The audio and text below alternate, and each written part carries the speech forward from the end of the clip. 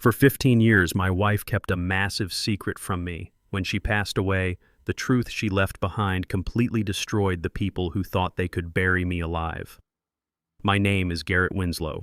I am 69 years old, and I spent 40 years of my life building bridges across this country as a structural engineer. Before I continue this story, let me know where you are watching from in the comments below. Hit like and subscribe if you have ever had to stand up to a family member who severely underestimated your worth. I stood in my kitchen with the stiff collar of my black funeral suit still pressing uncomfortably against my neck. We had lowered my wife Sylvia into the ground barely 3 hours ago. The cloying scent of funeral lilies clung to my clothes, acting as a heavy reminder of the sudden heart attack that had taken her from me without any warning. I stared at the granite kitchen island tracing the natural patterns in the stone. A glossy, heavy stock brochure slid across the polished surface and stopped right next to my knuckles. My hands are dark and thick and permanently calloused from 4 decades of hauling structural steel and drafting complex blueprints so my daughter could graduate from university debt-free. Across the island stood my son-in-law, Colin. His hands were perfectly manicured and soft and gripping a sleek leather briefcase. He wore a custom-tailored suit funded by his job in corporate finance, projecting an unearned arrogance that had always grated on my nerves. The brochure he pushed toward me featured a stock photo of an elderly man staring blankly out a window while a nurse placed a comforting hand on his frail shoulder. The bold letters at the top read, "Sunny Meadows Assisted Care." My daughter Naomi stood by the refrigerator pouring herself a glass of sparkling water and keeping her eyes firmly fixed on the floor tiles. She refused to look at me. Colin tapped his gold watch without offering a single word of condolence for the woman we had just buried. "Garrett, we need to be realistic about your future," he said. His voice was laced with a sterile and rehearsed expression of pity that made my stomach turn. "This house is far too much for you to maintain alone. You left the porch light on last night. That kind of grief-induced cognitive decline is exactly why Naomi and I took the liberty of paying the deposit at Sunny Meadows this morning. You move in on Monday." I looked at the pamphlet, and then I looked at Colin. I did not raise my voice or try to defend my perfectly sound mental state. I simply waited for the actual motive to reveal itself. It took less than 10 seconds for his true intentions to surface. Colin pulled a legal document from his briefcase and slapped it onto the granite. "We have a cash buyer ready for this property," he continued smoothly. "The sale will cover your facility fees and the remaining equity will serve as a bridge loan for my new investment firm. I already drafted the deed transfer. Sign it now and we can make this transition seamless." They had mapped out the end of my autonomy before the dirt had even settled on Sylvia's grave. They viewed me not as a grieving husband or a father, but as an expiring asset blocking their access to a massive payday. I looked at Naomi again. My own daughter, the child I had sacrificed everything for, took a slow sip of her water and turned her back to me completely. I placed my hands flat on the granite. I did not yell. Anger is loud, but survival requires absolute silence. I looked at Colin's smug face and then at the pen he held out to me. "I am going to change out of this suit," I stated calmly. I turned my back on them and walked down the hallway. I entered the master bedroom and closed the heavy oak door behind me. The room felt suffocatingly empty. Sylvia's signature scent of vanilla and old paper still lingered in the air, acting as a phantom presence in a house that was about to be stolen from me. I sat on the edge of the bed, feeling the massive weight of Colin's betrayal pressing down on my shoulders. He wanted to lock me away in a facility, and Naomi was letting him do it without a second thought. I needed to pack Sylvia's belongings before Colin decided to throw them out in his arrogant rush to stage and sell my home. I reached out and pulled Sylvia's favorite black winter coat from the armchair. She had worn it constantly, portraying the image of a thrifty woman who managed every penny I brought home with absolute precision. As I folded the heavy wool, my calloused fingers brushed against the silk lining of the right pocket. I stopped. The fabric felt unnaturally stiff against my skin. I ran my thumb along the inner seam and felt a hard, distinct lump sewn deep inside the lining. I stood up and walked to my nightstand to retrieve my old pocket knife. With careful and deliberate movements, I sliced the thread of the seam. I reached inside the dark opening and pulled out a small object wrapped tightly in thick, clear plastic. I peeled the plastic away. A heavy silver key fell into my palm. It bore the engraved logo of Vanguard Financial, which is an elite private wealth management firm located in the downtown financial district. Sylvia and I had never banked with Vanguard. We shared a modest joint checking account at the local credit union down the street. Wrapped around the base of the silver key was a tiny folded piece of ruled paper. I opened it carefully. Sylvia's precise and elegant handwriting stared back at me, carrying a message that completely shifted the ground beneath my feet. Garrett Collin is drowning in debt and bleeding Naomi dry. Do not trust a single document he hands you. Go to Vanguard Trust and ask for attorney Bradley Pierce. I made sure they will never touch you. My breath caught in my throat. Sylvia knew the absolute truth. For 15 years, she had seen the profound rot inside Collin long before I fully understood the true depth of his greed. She had seen Naomi's blind compliance to a man who saw us as nothing more than walking bank accounts ready to be drained. While I was building bridges across the state, my quiet and frugal wife had been building a financial fortress to protect me from my own flesh and blood. She had orchestrated an invisible shield, and this silver key was the only access point to our salvation. A sudden and aggressive thud against the bedroom door snapped my attention away from the handwritten note. The brass doorknob twisted violently. Heavy, impatient footsteps echoed from the hardwood floor in the hallway directly outside my sanctuary. Garrett Collin shouted from the other side of the door. His voice dripped with an infuriatingly arrogant authority. The real estate photographer is arriving in 10 minutes. I have the property deed and the pen right here. Open this door immediately. I paid the taxi driver in cash and walked through the revolving glass doors of Vanguard Financial. The lobby was a fortress of polished marble and silent security guards. I approached the front desk and stated my name, fully expecting to be turned away. My calloused hands and off-the-rack morning suit did not belong in a place like this. Within 3 minutes, a man in a charcoal suit stepped out of the private elevators. He introduced himself as Bradley Pierce. He did not offer empty condolences regarding my wife. He simply shook my hand with a firm grip and led me to a soundproof conference room on the 40th floor. I sat in a high-backed leather chair. Pierce slid a thick black binder across the glass table. I handed him the silver key I had cut from Sylvia's coat. Pierce inserted it into a lockbox built directly into the table, retrieving a secondary flash drive and a stack of notarized ledgers. I told Pierce my wife handled the finances. I expected to find a modest rainy day fund. Maybe $10,000 or $20,000 she had scraped together from our grocery budget over the decades. I needed whatever cash was available to hire a litigator and fight my son-in-law for the deed to my own house. Pierce opened the ledger and turned it toward me. He pointed to the bottom line on the primary summary page. I stared at the number. $4,500,000. I told him there was a mistake. I spent my life reviewing structural stress loads and material invoices. I knew exactly what my labor was worth. I told Pierce we never had that kind of money. Pierce shook his head. He explained the sheer brilliance of my wife. 15 years ago, I supervised the construction of the Cross-State Suspension Bridge. It was a massive federal contract that yielded substantial annual bonuses. Sylvia never deposited those bonuses into our joint checking account at the local credit union. Instead, she brought them straight to Vanguard. She established a blind corporate entity called the Winslow Holding Trust. Every bonus, every overtime check, every extra dollar I bled for went straight into aggressive high-yield portfolios. Sylvia structured the trust as a limited liability company, naming me the primary shareholder while completely obscuring our names from public financial records. I asked Pierce why she would hide this from me for 15 years. Pierce handed me a copy of the trust mandate. Sylvia had drafted an ironclad protective clause. The trust was legally partitioned and entirely shielded from Naomi and Collin. Sylvia recognized that Collin was a parasite the very moment Naomi brought him home. She knew his flashy background in corporate finance was a smokescreen for reckless spending. She knew he would eventually attempt to drain every asset we possessed if given the opportunity. By funneling the real wealth into a corporate entity, Sylvia ensured Collin could never claim it as marital property or coerce us into handing it over through emotional blackmail. To Collin and Naomi, we were just an old black couple living on a fixed pension in a dated house. They thought we were an easy target. Sylvia weaponized their prejudice and their unchecked greed directly against them. She built an impenetrable financial fortress right under their arrogant noses. I felt a sudden, overwhelming surge of respect for my late wife. She had protected my labor. She had protected my legacy. I finally had the unassailable ammunition to completely crush the man trying to bury me in a nursing home. The triumph of discovering Sylvia's brilliant strategy shattered in a matter of seconds. Pierce closed the ledger and pulled a separate red folder from his briefcase. He placed it squarely in front of me. His professional demeanor hardened into something sharp and combative. He told me we had a critical, immediate problem. Vanguard's monitoring systems constantly run background checks on the personal assets attached to their trust holders to ensure there are no liabilities that could compromise the corporate accounts.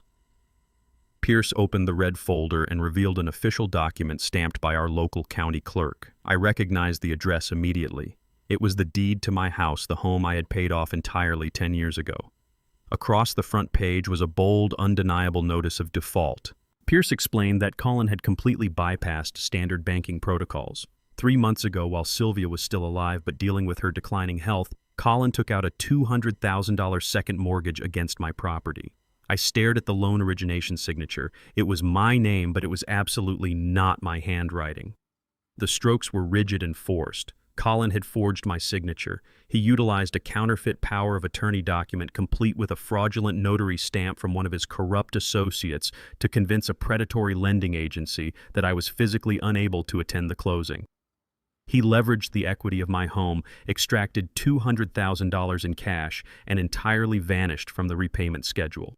Pierce pointed to the final paragraph on the legal notice. The lending agency was initiating a brutal and accelerated foreclosure process. The bank would seize the property and auction it off in exactly 14 days. Colin had orchestrated this entire scheme to fail. The glossy brochure for the nursing home he had shoved in my face this morning was not an act of misguided concern for my grief. It was a calculated eviction notice. He needed me out of the house and locked away in a facility because the bank was coming to repossess the property he had already stolen from me. Naomi had to know. My daughter stood in my kitchen, refusing to look me in the eye because she knew her husband had used my home as a personal piggy bank and left me to face the impending eviction alone. The anger I felt was no longer a dull ache. It was a freezing, precise rage. I told Pierce we needed to use the trust funds to pay off the fraudulent mortgage immediately and secure the property. I wanted Colin arrested for forgery the second the check cleared. Pierce shook his head, warning me that moving corporate funds to settle a fraudulent personal debt would legitimize Colin's counterfeit power of attorney. If we paid the loan, we legally validated his forgery and risked exposing the Vanguard Trust to his creditors. We had to trap him using his own arrogant momentum. We needed him to make a fatal error on the record. Before Pierce could explain the exact mechanics of our legal counterattack, a sharp, piercing alarm echoed through the quiet conference room. A red notification box flashed violently across Pierce's computer monitor. Pierce quickly typed a command sequence into his keyboard, his eyes scanning the cascading lines of data rapidly filling the screen. He looked up at me, his jaw clenched tight. He informed me that someone was currently logging into my personal checking account at the local credit union. It was the account where my monthly pension was deposited, the account that held the $1,200 I needed to survive the week. Pierce read the digital routing trace aloud. Colin was using the fake medical evaluation he had threatened me with this morning to bypass the credit union's security questions in real time. He was actively initiating an emergency wire transfer. He was draining my personal account down to the absolute zero marker, stealing the very last dollar to my name while I was sitting in the room. I took the subway back to the neighborhood to avoid leaving a digital trail with a rideshare app. The entire ride home, my mind operated with the cold precision of a steel beam under maximum compression. Colin had stolen my final $1,200. He had forged my signature to steal $200,000 in equity from the house I owned outright. Now I had to walk through my own front door and look the thief directly in the eye. I stepped into the foyer and hung my dark wool coat on the brass hook. The house was entirely silent. I walked into the kitchen and moved toward the small wooden credenza by the pantry where I had kept my personal items for 30 years. My brass keyring was gone. My worn leather wallet was missing. The orange prescription bottle containing my daily blood pressure medication had vanished from the shelf. I spent 4 decades calculating load-bearing weights and drafting structural blueprints where a millimeter of error meant a collapsing bridge. I never misplaced a single item in my entire life. My routine was a rigid mathematical formula. I heard the soft thud of footsteps descending the carpeted stairs. Colin walked into the kitchen with Naomi trailing closely behind him like a frightened shadow. Colin wore a thick knit sweater and a look of deep manufactured concern. He stopped a few feet away from me and placed a comforting hand on his wife's shoulder. "Garrett, we need to talk about your memory," he said. His voice was a masterclass in feigned empathy. "You left the front door wide open when you wandered off this afternoon. Naomi was terrified. We thought you had gotten lost in the neighborhood." I looked at the heavy oak front door. I had pulled it shut and engaged the deadbolt myself. He was rewriting reality right in front of me. I looked at my daughter. Naomi crossed her arms and refused to meet my gaze. "You are becoming a danger to yourself, Dad," she muttered. Her voice lacked any genuine warmth. "Colin found your wallet and your keys sitting on the edge of the bathtub. You left your medication on the back patio. If you take the wrong dose, you could have a stroke. We cannot keep living in constant fear of what you might do next." Colin reached into his pocket and pulled out my 3 credit cards. He placed them on the granite island far out of my reach. "I am taking over your daily expenses, Garrett," he announced. "You are clearly suffering from acute grief-induced disorientation. It is incredibly common after losing a spouse. I called the credit union and flagged your accounts for fraud protection so you do not accidentally drain your savings or give it away to a scammer. I will handle the grocery shopping and your medical co-pays from now on. You do not need to worry about money anymore." He had drained my account and now he was presenting himself as my financial savior. The sheer audacity of his gaslighting was almost blinding. The old Garrett would have driven a fist into his arrogant jaw. The old Garrett would have shouted the truth until the neighbors called the police. But Sylvia had left me a roadmap to victory, and victory required discipline. I let my shoulders slump forward. I allowed my hands to tremble slightly. I rubbed my temples and forced a look of absolute bewildered exhaustion onto my face. "I suppose you are right," I whispered, letting my voice crack perfectly. "I cannot seem to remember anything today. The funeral has completely scrambled my brain. Just keep the cards safe, Colin. I am very tired." Colin smiled. It was a predatory, triumphant smirk. He thought he had completely broken me. He patted my shoulder and led Naomi into the living room, whispering about how tragic my rapid decline had become. I walked back to my bedroom, playing the part of the defeated old man while my mind burned with absolute lethal clarity. I knew Colin was building a false narrative to present to a judge. He was manufacturing a daily record of my supposed dementia to guarantee his eventual bid for legal guardianship. I needed indisputable evidence of his psychological abuse to trigger the federal trap attorney Bradley Pierce and I were preparing. The next morning, while Colin and Naomi were at a brunch meeting, I retrieved a heavy metal toolbox from the garage.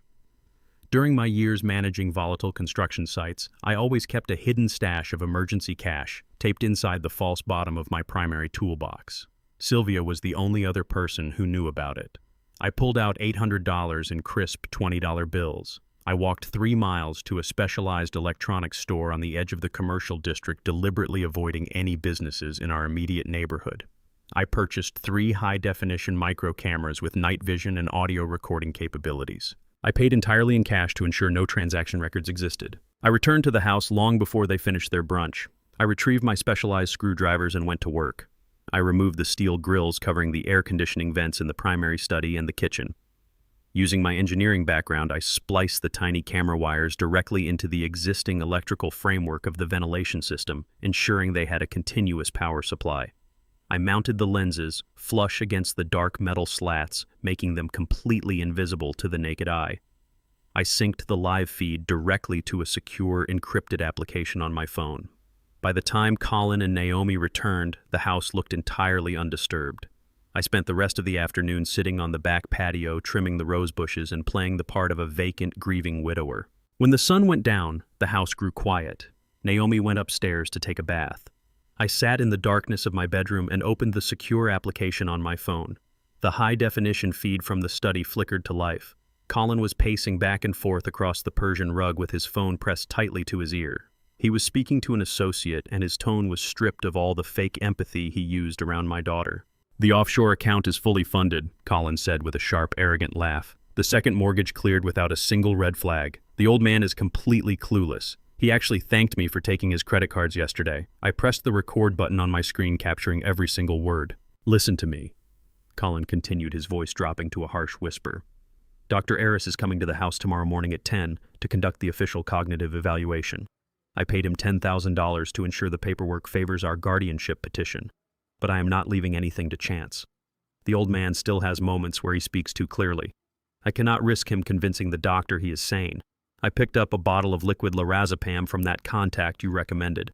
I'm going to put a heavy dose in his evening tea tonight. By the time the doctor arrives tomorrow, the old man will not even know his own name. He will be drooling on his shirt." My blood turned to ice. He was not just stealing my money. He was actively planning to drug me into a state of chemical submission to steal my human rights. I watched the screen as Colin ended the call and slipped a small glass vial into his trouser pocket. He walked out of the study. I immediately switched the camera feed on my phone to the kitchen view. The screen showed Colin standing by the granite island. The kettle was whistling on the stove. He pulled my favorite ceramic coffee mug from the cabinet and dropped a chamomile tea bag inside. He poured the boiling water into the mug. Then he reached into his pocket and pulled out the unmarked glass vial.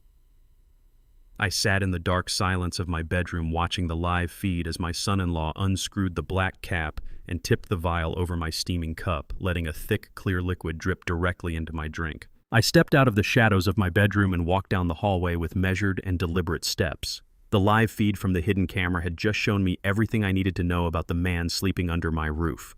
Colin was actively attempting to drug me into a state of chemical submission.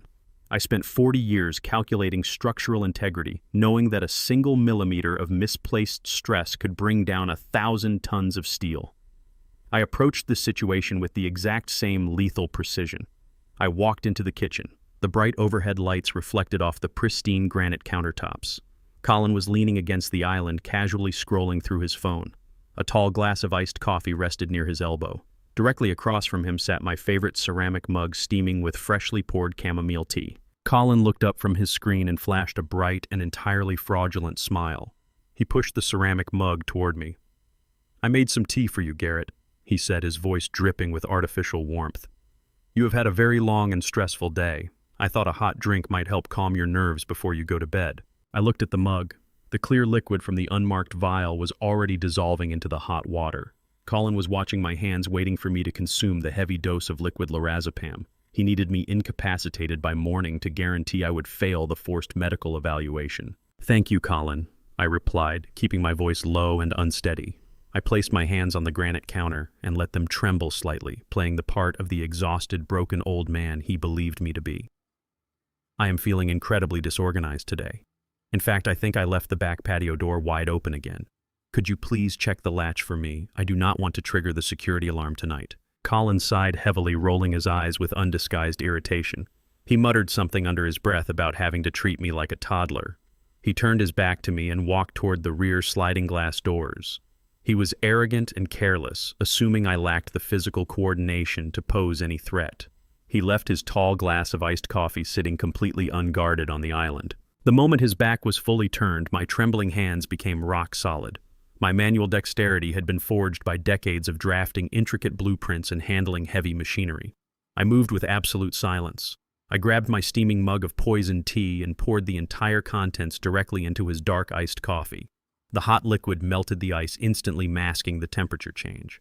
I quickly rinsed my empty mug in the sink, filled it with plain hot water from the tap, and returned it to its exact original position. Colin walked back into the kitchen, shaking his head. "The door was locked, Garrett," he snapped, picking up his glass of iced coffee. "You are imagining things again. You really need to drink your tea and get some sleep." I picked up my mug of plain hot water and took a slow sip. I watched Colin raise his glass to his lips. He drank the heavily spiked coffee in 3 large gulps, completely oblivious to the bitter chemical undertone hidden beneath the roasted beans. He wiped his mouth and smirked at me, believing he had just secured his victory. "I need to review some financial reports in the study," Colin announced, turning away. "Do not wander out of your room tonight, Garrett." I watched him walk away. I knew the sedative would take approximately 20 minutes to cross the blood-brain barrier. I simply sat at the kitchen island and waited. Exactly 18 minutes later, the heavy brass knocker on the front door echoed through the foyer. I heard Colin's footsteps emerging from the study, but the rhythm was entirely wrong. He was dragging his feet, his expensive leather shoes scraping clumsily against the hardwood floor. I stepped into the hallway. Colin was leaning heavily against the wall, his face pale and dripping with a sudden layer of cold sweat. His pupils were massively dilated and his jaw hung slack. The heavy dose of lorazepam was actively tearing down his central nervous system. He tried to reach for the doorknob, but his hand missed the brass handle, completely swatting at the empty air. I stepped past him, opened the front door, and greeted the man standing on the porch. The visitor wore a sharp gray suit and carried a thick leather clipboard. He looked past me and stared at Colin, who was currently sliding down the hallway wall, groaning incoherently and wiping a line of drool from his chin. "Good evening," the man said, looking deeply uncomfortable. "I am Mr. Sterling. I have a scheduled appointment with Colin regarding the property valuation. Is he unwell?" "He is having a very difficult evening," I replied smoothly. "I am Garrett Winslow. I am the legal owner of this estate. How can I help you?" Sterling looked at his clipboard. "Colin hired me to conduct a preliminary appraisal for a rapid cash sale. I need the legal owner to sign this authorization form so I can document the interior square footage and evaluate the structural integrity of the basement." Colin tried to push himself off the floor, his eyes rolling back in his head. He pointed a trembling, uncoordinated finger at me. "Do not let him sign." Colin slurred his tongue heavy and thick. "I have the power of attorney. He is crazy. He does not know what he is doing." The appraiser took a massive step backward, thoroughly disturbed by Colin's heavily intoxicated appearance. He looked at me, clearly questioning the sanity of the entire household. I ignored Colin completely and focused entirely on the appraiser. I stood tall, squaring my shoulders, dropping the fragile old man routine. "I would be happy to authorize the walkthrough, Mr. Sterling," I stated, using the commanding, authoritative voice I used to direct massive construction crews. "However, as a retired structural engineer, I am legally obligated to inform you of a severe undisclosed defect in the foundation. The eastern wing of this property sits on an active subsidence fault. The primary load-bearing steel beam in the basement has a microfracture measuring 3 millimeters. The soil degradation is accelerating. The house requires a full perimeter excavation and a complete foundation pour to prevent a catastrophic collapse. The repair will cost a minimum of $250,000. Sterling's eyes widened in sheer horror. He frantically scribbled my exact words onto his clipboard. "A microfracture in the primary beam makes this property entirely uninsurable," Sterling muttered, shaking his head. "A cash buyer will never touch a house with active soil subsidence. This estate is practically a teardown. I cannot process this appraisal under these conditions." Sterling did not wait for another explanation. He turned around, practically sprinting down the driveway to his vehicle. He wanted absolutely nothing to do with a collapsing house or the heavily drugged man writhing on the hallway floor. Colin managed to pull himself up to his knees. The sedative was fighting a losing battle against his surging adrenaline. He realized exactly what I had just done. I had deliberately sabotaged his appraisal, cutting the value of his stolen asset in half with a few precise, terrifying engineering terms. He lunged at me, swinging a wild, uncoordinated fist. I simply stepped to the left. Colin lost his balance, crashing violently face first into the wooden console table. The front door suddenly swung wide open. Naomi stood in the entryway holding a designer shopping bag. She froze, taking in the chaotic scene. She saw her husband lying on the floor, barely conscious, surrounded by scattered paperwork. She looked down and saw the appraiser's business card lying near Colin's trembling hand. She picked it up, reading the title. Her head snapped up. Her eyes locked onto mine, and the mask of the grieving, concerned daughter completely vanished. Her face twisted into a mask of pure, unadulterated hatred. She marched directly up to me. She did not ask if I was hurt. She did not ask why her husband was on the floor. "You ruined it," Naomi screamed, her voice echoing through the foyer. "You selfish, worthless old man. We needed that money to save Colin's business. We needed that cash sale." Before I could process the absolute venom in her words, she raised her hand and slapped me directly across the face. The impact echoed sharply in the silent house. My cheek burned, but the physical pain was entirely insignificant compared to the shattering realization crashing through my mind. I had spent the last 2 days hoping Naomi was just a naive victim, blindly following the commands of a manipulative husband. The slap confirmed the devastating truth. My daughter was not a victim. She was a fully complicit predator. She knew about the forged mortgage. She knew about the fake medical evaluations. She was actively participating in the plot to lock me in a facility and drain my remaining life for cash. I looked at the woman I had raised, wiping the sting from my jaw. I realized Sylvia was absolutely right. They were both entirely ruthless, and now I was going to destroy them both. The sting on my cheek radiated through my jaw, but the physical sensation was entirely eclipsed by the absolute clarity crystallizing in my mind. I stood in my foyer and stared at Naomi. The woman breathing heavily in front of me was not the little girl I had carried on my shoulders. She was not the daughter I had worked 40 years in the freezing rain to put through college. She was a predator who had actively participated in the financial execution of her own father. I lowered my hand from my face. I did not raise my voice. I simply looked at her with a profound, terrifying emptiness. I stepped carefully over her husband, who was still groaning and twitching on the hardwood floor from the heavy sedative he had tried to feed me. I walked out the front door, leaving them to navigate the wreckage of their ruined appraisal. I had work to do. I took the subway straight back to the financial district. The morning air was crisp and biting, matching the absolute coldness in my chest. I walked into the Vanguard Financial Building and rode the elevator up to the 40th floor.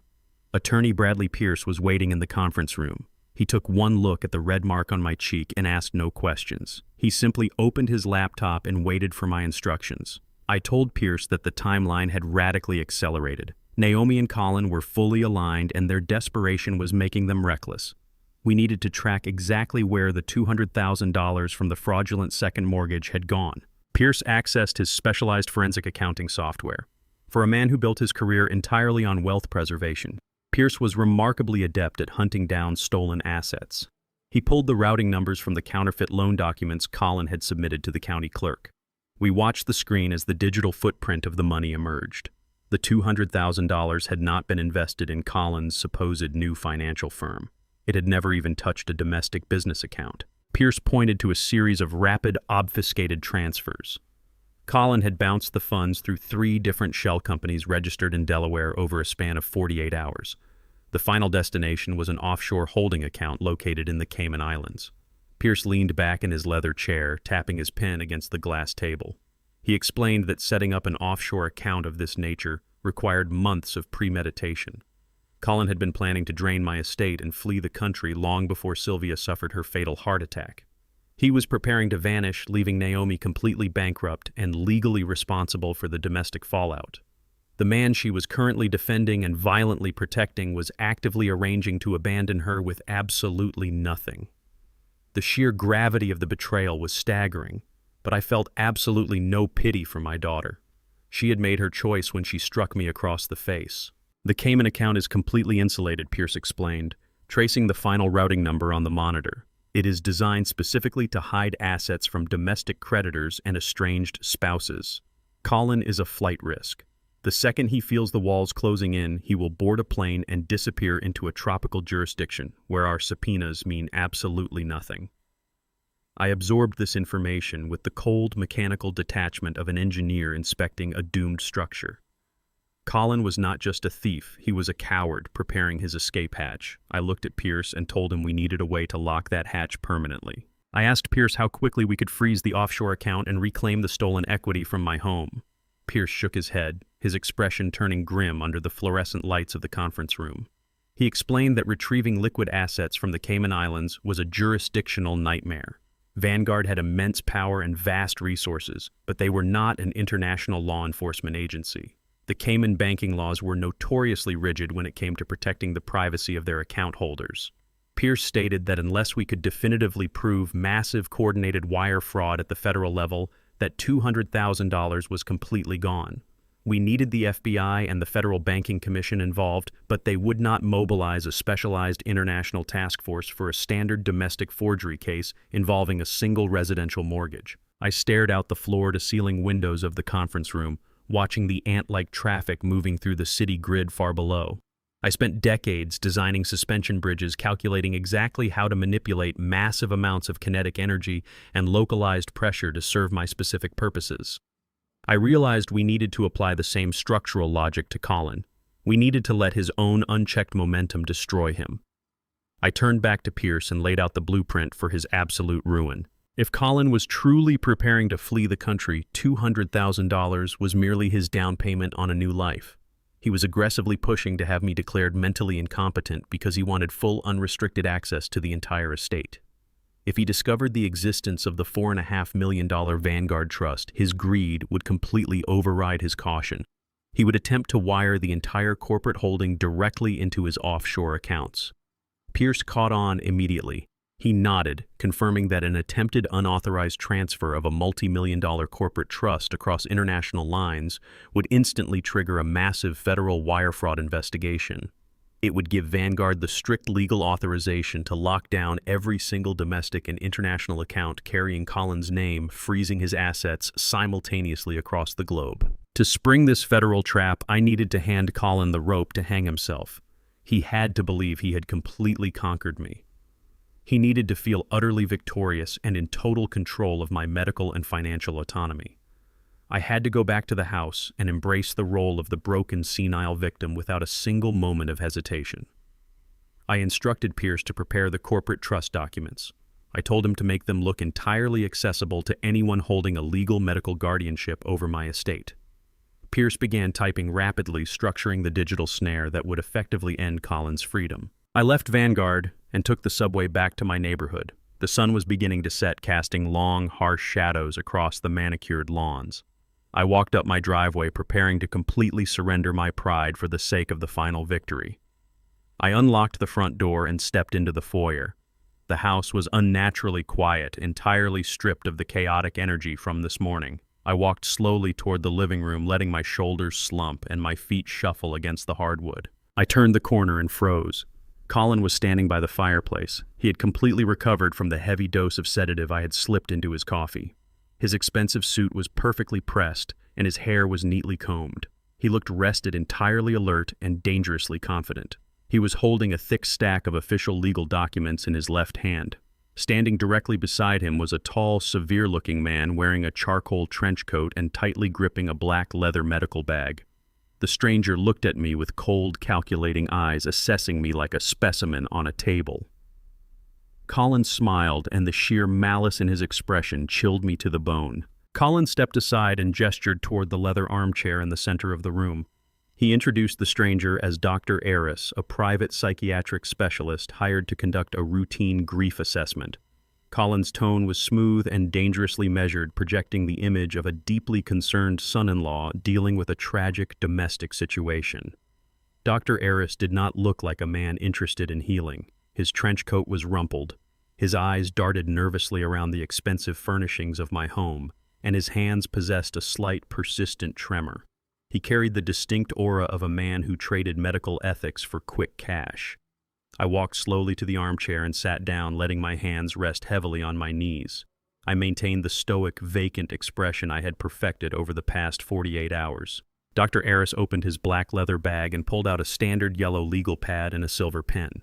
He did not offer a greeting or explain the parameters of the evaluation. He immediately launched into a series of aggressive rapid-fire questions designed specifically to disorient and confuse an elderly patient. He asked me to state my full name, my date of birth, and the current president of the United States. He asked me to count backward from 100 by intervals of 7. I stared at the floor, playing the role of the overwhelmed victim for exactly 10 seconds. Then I lifted my head and looked directly into the doctor's shifting, anxious eyes. I dropped the vacant facade entirely. I recited my identifying information with the sharp, resonant cadence of a military officer. I counted backward from 100 by 7s in less than 6 seconds, never breaking eye contact. Dr. Eris blinked, momentarily thrown off balance. He adjusted his posture and shifted his strategy, adopting a patronizing tone. He pulled a blank sheet of paper from his bag and slid it across the coffee table toward me. He asked me to draw the face of a clock, a standard diagnostic tool used to identify severe cognitive decline and spatial disorientation. I picked up the silver pen. I did not draw a simple circle. I utilized 40 years of structural drafting experience. In less than 2 minutes, I sketched a complex, dimensionally perfect schematic of a mechanical gear train detailing the exact mathematical ratios required to drive the hour and minute hands of a standard analog timepiece. I handed the paper back to him. Dr. Eris stared at the intricate blueprint, his mouth slightly open. He realized immediately that he was not dealing with a senile, decaying mind. He was sitting across from a man who possessed a higher level of cognitive function and spatial reasoning than he did.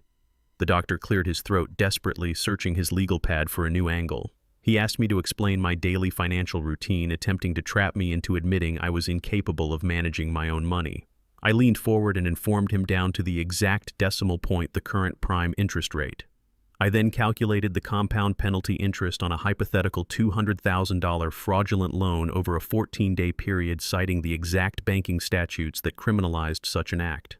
Colin stiffened by the fireplace, the color rapidly draining from his face. Dr. Eris snapped his legal pad shut. He shoved his pen into his pocket and stood up abruptly. He turned to Colin, his hands shaking violently. He stated that this evaluation was a complete waste of his time. He declared that I was exceptionally lucid, highly analytical, and possessed 0 markers of dementia, Alzheimer's, or cognitive decay. He told Colin that signing a medical affidavit of incapacitation under these conditions would cost him his medical license and trigger an immediate malpractice lawsuit. Eris grabbed the handle of his black bag and marched directly toward the foyer, eager to escape a situation that was rapidly spiraling out of his control. Colin moved with explosive speed. He intercepted Dr. Aris just inches from the front door, physically blocking his exit. Colin reached into the breast pocket of his tailored suit jacket and pulled out a thick, heavy manila envelope. He shoved it forcefully against the doctor's chest. He told Aris there was exactly $10,000 in untraceable cash inside the paper. The tension in the hallway became absolute.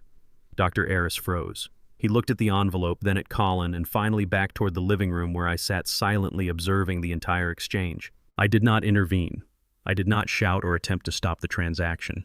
I kept my eyes fixed forward, knowing that the high-definition microcamera I had wired into the ventilation grill directly above Colin's head was capturing every single frame of this federal crime in pristine detail. Dr. Aris swallowed hard. The moral battle lasted less than 5 seconds. Greed easily overpowered his fear of losing his medical license. He snatched the manila envelope from Colin's grip and shoved it deep into the pocket of his trench coat. He walked back to the coffee table, opened his leather bag, and extracted a heavily watermarked legal document.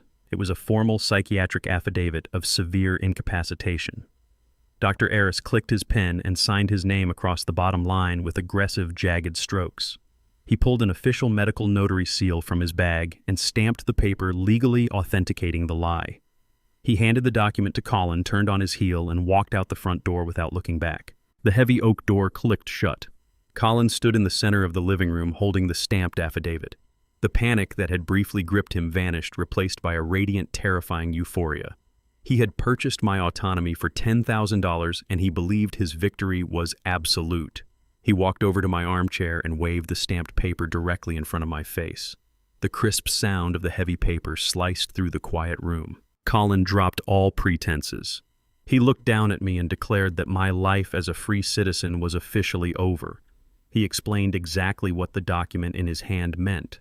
It meant I no longer possessed the legal right to manage my own bank account, sign a contract, or decide where I lived. He informed me that by tomorrow morning he would be my court-appointed guardian. He held absolute authority to sell my house, liquidate my physical assets, and forcefully relocate me to the locked dementia ward at Sunny Meadows. He leaned in close, his voice a harsh, vindictive whisper, promising me that I would spend the rest of my days staring at a blank wall in a sterile room while he spent every dime I had ever earned. I looked up at him. I did not flinch. I told him to go ahead and make the call. Colin laughed, a sharp, barking sound of pure arrogance. He pulled his smartphone from his pocket, eager to finalize his total dominance. He bypassed his lawyer and dialed the emergency expedited filing line for the county probate clerk, a premium service designed to fast-track guardianship petitions for critical medical cases. He put the phone on speaker and set it on the coffee table so I could listen to my own legal execution. A clerk answered the line. Colin provided his identification, his fraudulent power of attorney credentials, and the verification number of the psychiatric affidavit Dr. Aris had just signed. He demanded the clerk immediately establish an emergency conservatorship over the estate and person of Garrett Winslow. The clerk asked Colin to hold while she processed the data through the county's automated legal registry. The hold music played for exactly 45 seconds. Colin stood tall, adjusting his cuffs, waiting to claim his prize. The hold music stopped. The clerk's voice returned to the speaker, but her tone had shifted from bureaucratic indifference to sharp, defensive caution. She informed Colin that the petition for guardianship was permanently denied. Colin frowned, stepping closer to the phone, demanding an explanation. The clerk stated that the name Garrett Winslow, along with every associated domestic asset, property deed, and social security number, had been entirely locked down. The clerk explained that a total protective injunction had been activated on the county level. She informed a deeply confused and suddenly terrified Colin that he could not file a guardianship, seize the property, or access a single financial record because the man standing in front of him no longer legally existed as a private individual. I had been fully absorbed into a multi-million-dollar corporate holding trust, and the entity blocking Colin's access had just triggered an automatic federal alert flagging his name for wire fraud. The heavy oak door of the master bedroom stood ajar.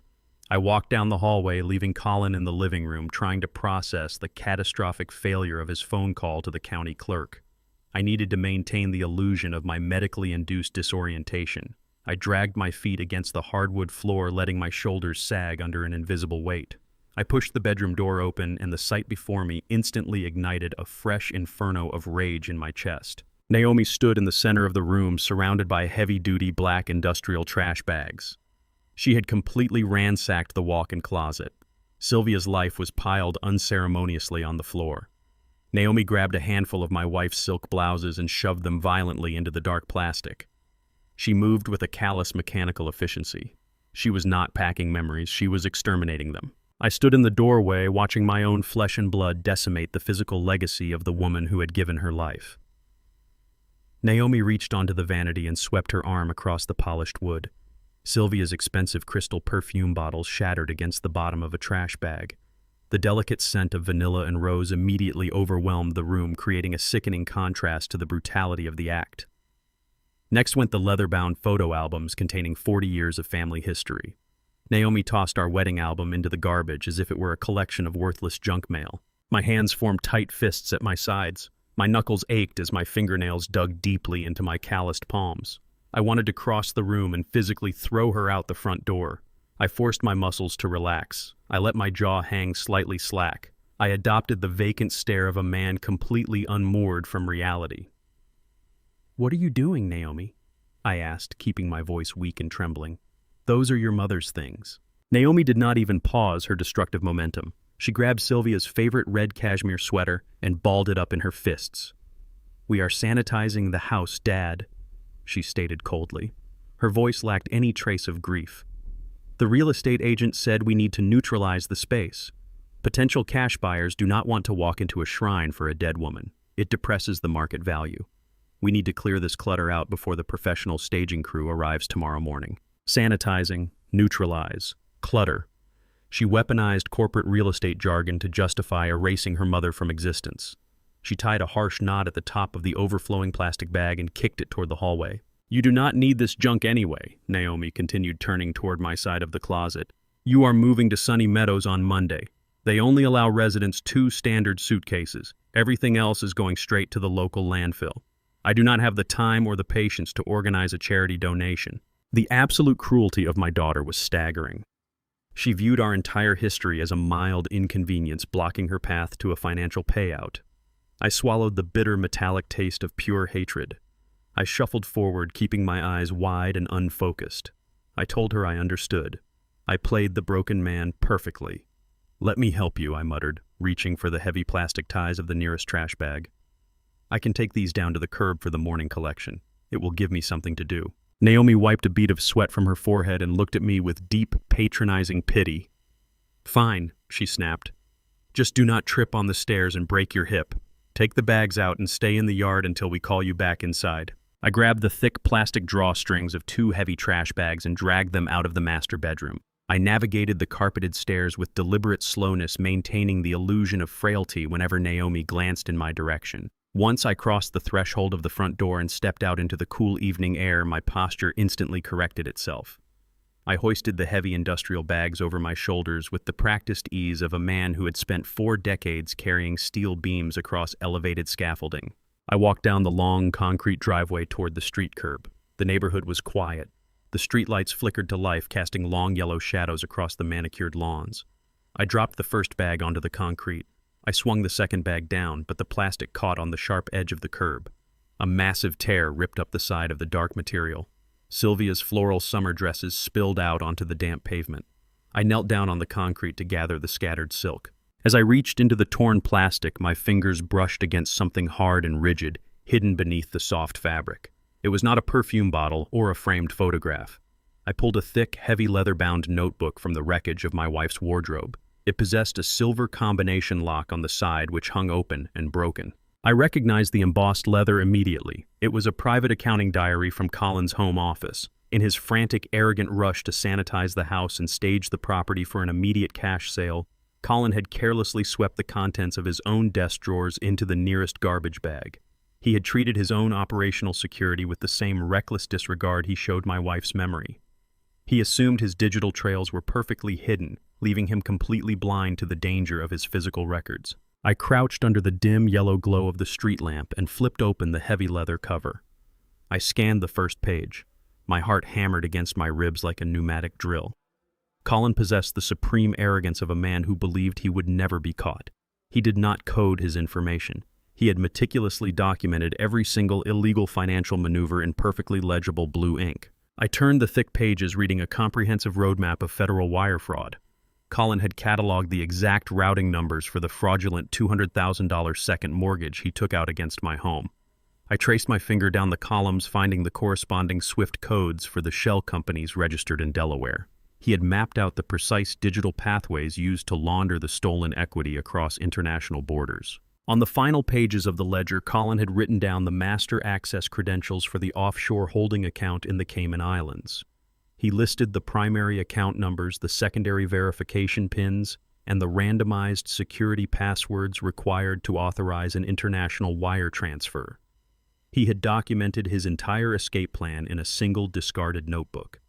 He was preparing to drain the final drops of wealth from my family and vanish, leaving Naomi to face the devastating legal fallout of his domestic crimes. I pulled my smartphone from my jacket pocket. I crouched lower behind the massive pile of trash bags shielding the bright glow of the screen from the house. I opened the encrypted messaging application I used to communicate with Vanguard Financial. I activated the high-definition camera and held my hand perfectly still. I photographed the first page capturing the fraudulent mortgage routing numbers. I turned the page and photographed the Delaware Shell Company structures. I flipped to the back and took 6 crystal-clear macro images of the Cayman Islands banking credentials and the master passwords. I documented 20 pages of indisputable hard evidence of international money laundering. I selected the entire gallery of images and transmitted the encrypted batch directly to Attorney Bradley Pierce. I closed the heavy leather ledger and shoved it deep into the bottom of the ripped trash bag, burying it permanently beneath Sylvia's discarded clothes. I stood up, brushing the damp concrete dust from my knees. My phone vibrated in my pocket. I pulled it out and looked at the glowing screen. The response from Pierce arrived in less than 30 seconds. The text message was brief, sharp, and loaded with lethal legal implications. "We have him, Garrett. This ledger gives the Federal Banking Commission the exact routing architecture they need to completely freeze the Cayman accounts. But written credentials are not enough to guarantee a conviction for wire fraud. A smart defense attorney will claim the notebook was stolen or fabricated. We need absolute, undeniable proof of intent. We need him to confess his entire strategy on tape." I pocketed my phone. Pierce needed a verbal confession. I needed to hand Colin the exact shovel he would use to dig his own grave. I stepped out of the cold night air and walked back inside the house. I navigated the hallway with the slow, shuffling gait of a broken man. I entered the dining room. Colin and Naomi were already seated at the long mahogany table. A sprawling arrangement of expensive takeout sushi was laid out across the polished wood. Sylvia used to set this table with woven placemats and warm home-cooked meals. Now the room felt exactly like a hostile corporate boardroom. I took my seat at the far end of the table. Naomi picked up her chopsticks and focused entirely on her plate. She refused to acknowledge my presence in the room. Colin wiped his mouth with a white linen napkin. He reached down and retrieved his sleek leather briefcase from the floor. He placed it squarely on the table next to his soy sauce dish. He unzipped the main compartment and pulled out a crisp, pristine manila folder.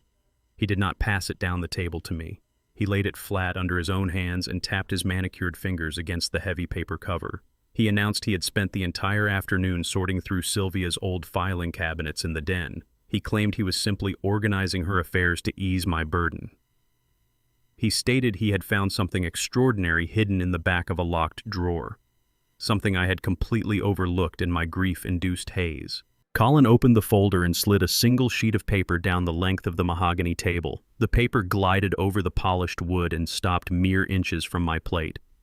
Colin leaned back in his chair, adopting a posture of absolute, unassailable dominance. He declared that the document resting in front of me was Sylvia's true and final last will and testament. According to Colin, she had drafted and signed it in absolute secrecy exactly 2 days before her fatal heart attack. He did not wait for me to read it. He recited the primary clauses aloud, projecting his voice so it echoed off the dining room walls. He explained that the document completely revoked all previous wills and estate plans. It legally named Colin Hayes as the sole and uncontested executor of the Winslow estate. The text bypassed me entirely. It transferred the deed of the house, the titles to the vehicles, and all remaining physical assets directly into Colin's name. The document explicitly stated that Sylvia believed my mental faculties were rapidly declining. It granted Colin total authority to manage the estate on Naomi's behalf to protect the family from my supposed incompetence. Colin steepled his fingers together. He spoke with the terrifying calm of a man who firmly believed he held the power of a god. He issued his final ultimatum. He stated that his attorney was submitting the document to the county probate court in the morning. A judge would formally recognize the will by Thursday afternoon. He demanded I vacate the premises by Friday morning. He informed me that the transport van for Sunny Meadows Assisted Living was already booked and paid for. If I refused to pack my 2 allotted suitcases, he would authorize his private contractors to bag my belongings and physically remove me from the property. Naomi finally looked up from her meal. She took a slow sip of her white wine. She told me to stop being difficult and just make this transition easy on everyone. She coldly stated that fighting Colin in court would only humiliate me and drain whatever tiny allowance I had left. I looked down at the paper resting near my plate. I reached out and picked it up. My thick, calloused fingers rubbed the sharp edge of the sheet. Colin was a highly effective corporate finance sociopath, but he was a remarkably terrible structural engineer. He did not understand the granular mechanical details of the woman he was actively trying to impersonate. Sylvia was a master accountant. She managed our lives with terrifying precision. For 20 years, she ordered custom-pressed linen paper from a boutique stationer in Chicago for all of our official legal and financial documents. If you held Sylvia's genuine paper up to a light source, you would see a microscopic watermark of a blue jay embedded directly into the cotton fiber. It was a strict anti-forgery measure she adopted after a corrupt contractor tried to scam our family in the late 90s. The paper currently trembling in my hands was cheap 20-pound standard printer stock. It was the exact brand Colin purchased in bulk for his home office printer. The signature at the bottom of the page was a brilliant visual imitation of Sylvia's elegant flowing cursive. However, the ink was completely flat and pressed evenly by a laser jet roller. There was absolutely no physical pen indentation on the back of the sheet. Colin had scanned her signature from an old document and digitally overlaid it onto his fabricated legal text. I did not expose the missing Blue Jay watermark. I did not point out the lack of physical ink impressions. Pierce needed a confession on tape. I had to make Colin feel like he was the smartest and most powerful man in the room. I let the cheap printer paper slip from my fingers and flutter back onto the table. I slumped heavily forward in my dining chair. I buried my face in my rough hands and I began to weep. I forced my shoulders to shake violently. I let out a long, pathetic sob of total defeat. I begged him not to throw me out of my own home. I turned my tear-stained face to Naomi and pleaded with her, asking how she could possibly let her husband erase her mother's true legacy. My fake tears acted like a potent chemical intoxicant on Colin. His ego swelled to massive, uncontainable proportions. He stood up abruptly from the dining table. He walked over and stood directly behind my chair, casting a long, dark shadow across my shaking frame. He simply could not resist the overwhelming urge to gloat. He stood directly under the main air conditioning vent. It was the exact air vent where I had hardwired the high-definition micro camera just 12 hours earlier. Colin laughed, a sharp, cruel sound that cut through the room. He leaned down and whispered harshly into my ear. He detailed exactly how he extracted Sylvia's signature from our joint 2018 tax return. He bragged openly about using specialized editing software to clean the digital pixels and overlay the signature onto his new text. He mocked my intelligence. He called me a pathetic manual laborer who could never possibly outsmart a top-tier financial executive. He freely admitted the entire document was a total fabrication designed to legally suffocate me before the weekend arrived. He spoke loudly and clearly, articulating every single detail of his felony forgery, while the red recording light of the hidden camera blinked silently in the dark metal vent directly above his head. The heavy diesel rumble of the moving vans vibrated through the floorboards and shook the window panes of the master bedroom. I stood silently by the glass, watching the massive trucks maneuver into position. Their thick tires tore deep, muddy trenches into the pristine front lawn Sylvia had meticulously maintained for 3 decades. 2 box trucks idled near the old oak tree, sending clouds of dark exhaust into the crisp morning air. Men wearing gray uniform jumpsuits were already marching up the concrete driveway. They carried heavy stacks of flattened cardboard boxes, rolls of industrial packing tape, and moving dollies. It was Friday morning, the day of my scheduled execution. I turned away from the window as the bedroom door swung open. Naomi marched into the room. She was holding a single, battered canvas suitcase. It was a cheap promotional piece of luggage I had received from a wholesale hardware vendor 15 years ago. The dark green fabric was stained, the zipper was frayed at the edges, and one of the plastic wheels was entirely missing. Naomi tossed the suitcase onto the bare mattress. The mattress was completely stripped of its sheets because the staging crew had already dismantled the rest of the bedroom furniture during their aggressive sanitization protocol.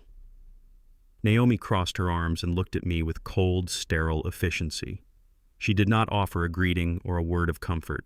She simply informed me that the intake coordinator at Oak Ridge Assisted Living was expecting my arrival at exactly noon.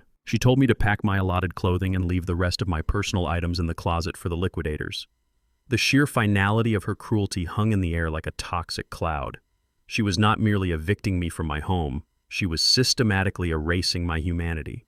She spoke about Oak Ridge with a chilling detachment, mentioning that the locked ward had a strict 2-bag limit per resident. I looked at the daughter I had raised. I searched her face for a single fraction of hesitation. I looked for a microscopic crack in her armor of greed. I wanted to see just a glimmer of the child who used to hold my hand. There was absolutely nothing. Her eyes were hard flat and focused entirely on the logistics of her newly acquired wealth. The last fragile thread of paternal mercy snapping inside my chest was almost a physical sensation. It was a sharp, clean break. I realized I was no longer looking at my child. I was looking at a fully formed predator who had willingly orchestrated my destruction. I nodded slowly, playing the part of the defeated old man. I unzipped the battered suitcase and began folding a few worn flannel shirts and a pair of corduroy trousers. Naomi watched me for a moment to ensure I was complying with her orders. Then she turned on her heel and walked out of the room to direct the moving crew. I packed my clothes with deliberate slowness. I packed my shaving kit. I packed a small framed photograph of Sylvia. I left the rest of my life behind. I closed the frayed zipper and grabbed the canvas handle. I walked out of the bedroom and descended the stairs. The house was completely unrecognizable. The professional staging crew had replaced our comfortable worn furniture with sterile modern pieces that looked like a hotel lobby. Strangers were carrying Sylvia's antique china cabinet out the front door. The home we built was completely gone. I carried my broken suitcase into the kitchen. Colin was standing at the kitchen island, leaning against the pristine granite countertop. He was casually drinking a double espresso and tapping his expensive leather loafers against the ceramic tile. He held a thick silver fountain pen and a single heavily notarized sheet of paper. It was the final property transfer deed. This was the document that legally relinquished my final claim to the estate and handed total ownership to Colin. He slid the paper across the granite. It stopped right at the edge of the counter. He commanded me to sign it immediately so we could officially conclude this transition and get me transported to Oak Ridge. I looked at the deed. I looked at the heavy silver pen. I let my hands shake violently. I looked up at Colin and Naomi, who had just walked into the kitchen to witness my final surrender. I told them I would not sign away my life on a kitchen counter amidst a crowd of moving men. I made my voice crack with manufactured emotion. I insisted that a man of my generation valued formality and respect above all else.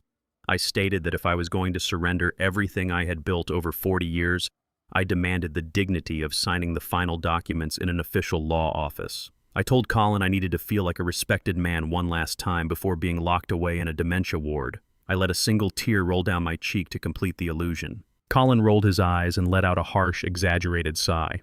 Naomi stepped forward and told me to stop being overly dramatic.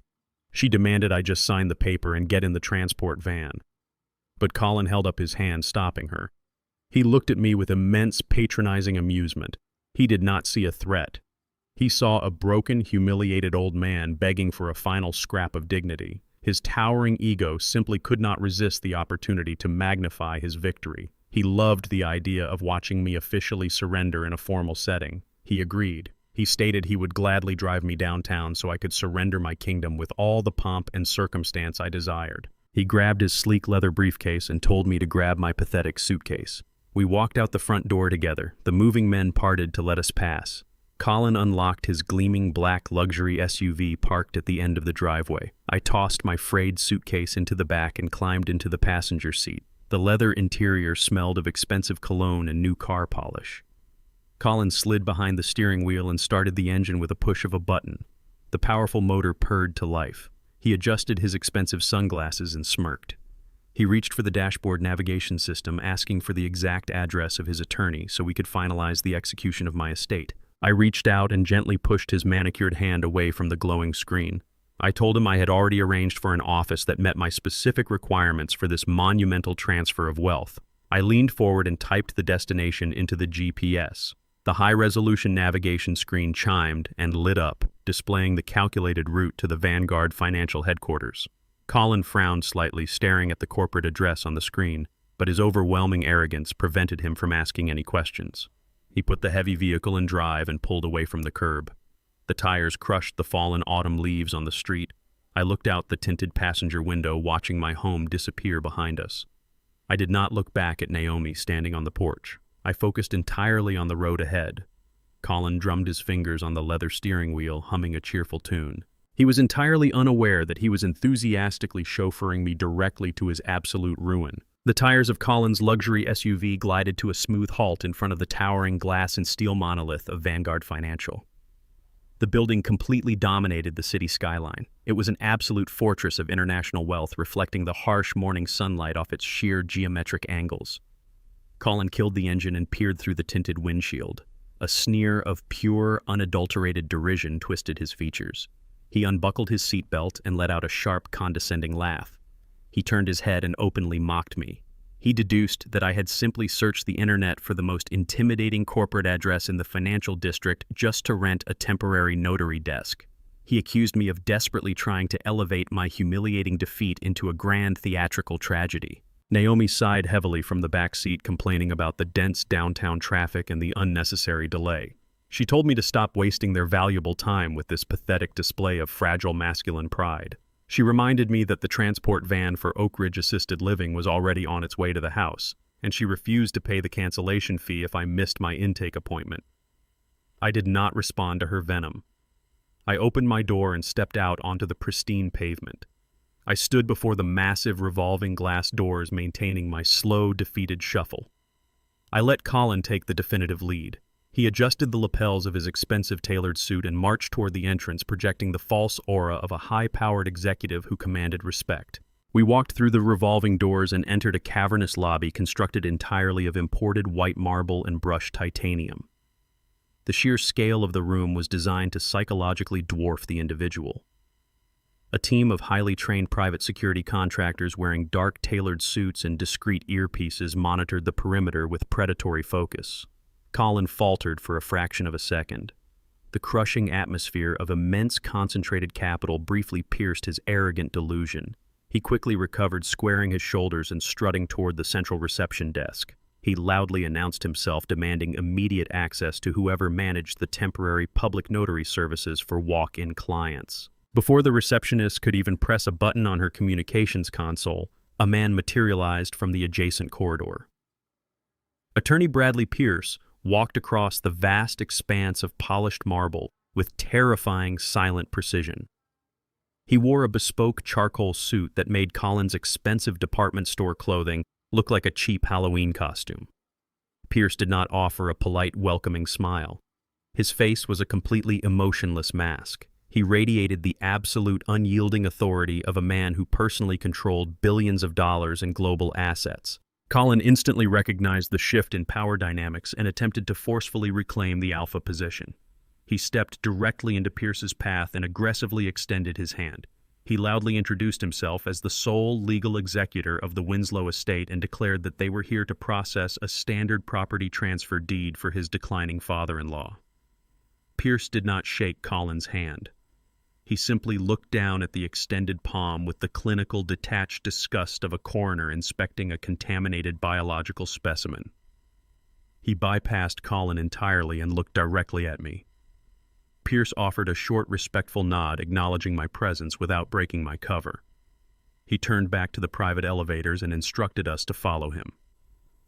Colin dropped his hand, his face flushing bright red with sudden, immense irritation. He muttered a violent curse under his breath and gestured for Naomi and me to follow the arrogant lawyer. He remained completely blind to the steel jaws of the trap slowly closing around his neck. The elevator ascent was rapid and entirely silent. The heavy metal doors sealed us inside a pressurized cabin that hurled us toward the 40th floor. Colin stood rigidly staring at the illuminated floor numbers while nervously rolling his shoulders. The silent, oppressive authority of the Vanguard building was slowly eroding his manufactured confidence, but his greed anchored him in place. The doors slid open to reveal a sprawling executive suite overlooking the entire city grid. Pierce led us down a long, carpeted corridor and gestured toward a massive glass-walled conference room at the absolute end of the hall. The room was dominated by a perfectly polished 20-foot mahogany table surrounded by heavy leather executive chairs. Colin immediately marched into the room and claimed the seat at the head of the table. He desperately needed to reassert his control over the narrative and the physical space. He unlatched his leather briefcase and aggressively pulled out the fabricated last will and testament alongside the final property transfer deed. He threw the heavy stack of cheap printer paper directly onto the center of the mahogany table. The pages slid across the polished wood and stopped right at the edge. Colin reached into his breast pocket and withdrew his heavy silver fountain pen. He tossed it casually through the air. The heavy metal pen hit the wood and rolled to a stop directly in front of me. Colin leaned forward, resting his elbows on the table and intertwining his fingers. The mask of the concerned son-in-law completely vanished, leaving only the raw, venomous greed exposed underneath. He ordered me to sit down, stop wasting his highly valuable time, and sign away my life. He stated that the transport van for the Oak Ridge locked dementia ward was actively waiting for my arrival, and he refused to let me delay his total acquisition of the estate for another second. Naomi sat down next to him, pulling her phone from her designer purse. She did not even bother to look up at me. She simply echoed her husband's harsh command, telling me to sign the paper so they could finally go home and prepare the house for the professional liquidators. I looked at the forged documents resting on the polished mahogany. I looked at the heavy silver pen. Then I looked at the two ruthless predators sitting across from me, eagerly waiting to feast on the remains of my family's legacy. I did not reach for the pen. I did not sit down in the leather chair. I planted my boots firmly onto the expensive carpet. I rolled my shoulders back, instantly dropping the pathetic hunched posture I had maintained for days. I lifted my chin and stood at my absolute full height. Decades of directing massive construction crews and commanding high-stakes engineering projects flooded directly back into my spine. The physical transformation was immediate and jarring. Naomi finally looked up from her screen. Her eyes widened in sudden visceral confusion as the frail, dying old man vanished entirely, replaced by a towering pillar of absolute structural stability. Colin frowned, his arrogant smirk faltering as his primitive instincts suddenly warned him of a massive, unseen danger. I reached deep into the inner pocket of my worn jacket. I bypassed my reading glasses and my leather wallet. My fingers closed around the cold, heavy metal of Sylvia's silver key, the master access key to the $4.5 million Vanguard corporate trust. I pulled it out and held it up under the bright fluorescent lights so they could both see it clearly. I did not say a single word. I simply dropped my hand and slid the silver key across the long mahogany table. The metal scraped against the polished wood, emitting a sharp, ringing pitch that echoed violently through the silent glass room. The key stopped exactly in the center of the fabricated documents. Colin stared at the silver object, completely paralyzed by the unexpected deviation from his meticulously calculated script. Attorney Bradley Pierce stepped calmly away from the table. He walked over to a sleek digital security console mounted seamlessly into the wall near the primary entrance. He did not ask for Colin's permission to intervene. He did not issue a verbal warning. Pierce simply raised his hand and pressed a single glowing red button on the interface. A deep mechanical hum resonated through the walls of the 40th floor. The heavy, reinforced glass doors of the conference room slammed shut. The massive electronic deadbolts engaged simultaneously, dropping into the floor and ceiling tracks with a loud, definitive, and inescapable click. They were completely trapped. The heavy, reinforced glass doors of the conference room sealed shut with a deafening metallic resonance. The sudden sound of the electronic deadbolts plunging into their steel housings echoed across the vast expanse of the polished mahogany table. Colin grabbed the stainless steel handle of the door and jerked it backward. The thick glass did not yield a single millimeter. He rattled the handle again, his initial confusion rapidly morphing into a spike of genuine panic. He turned toward Attorney Bradley Pierce, demanding to know if this was some sort of aggressive intimidation tactic. He loudly threatened to call the police and report a corporate kidnapping. He pointed his finger at Pierce, shouting that he was the legal guardian of the Winslow estate, and he would not be subjected to this absurd theatrical harassment. "Sit down, Colin." The command did not come from Pierce. It came directly from me. The frail, trembling frequency I had injected into my vocal cords for the past 48 hours vanished entirely.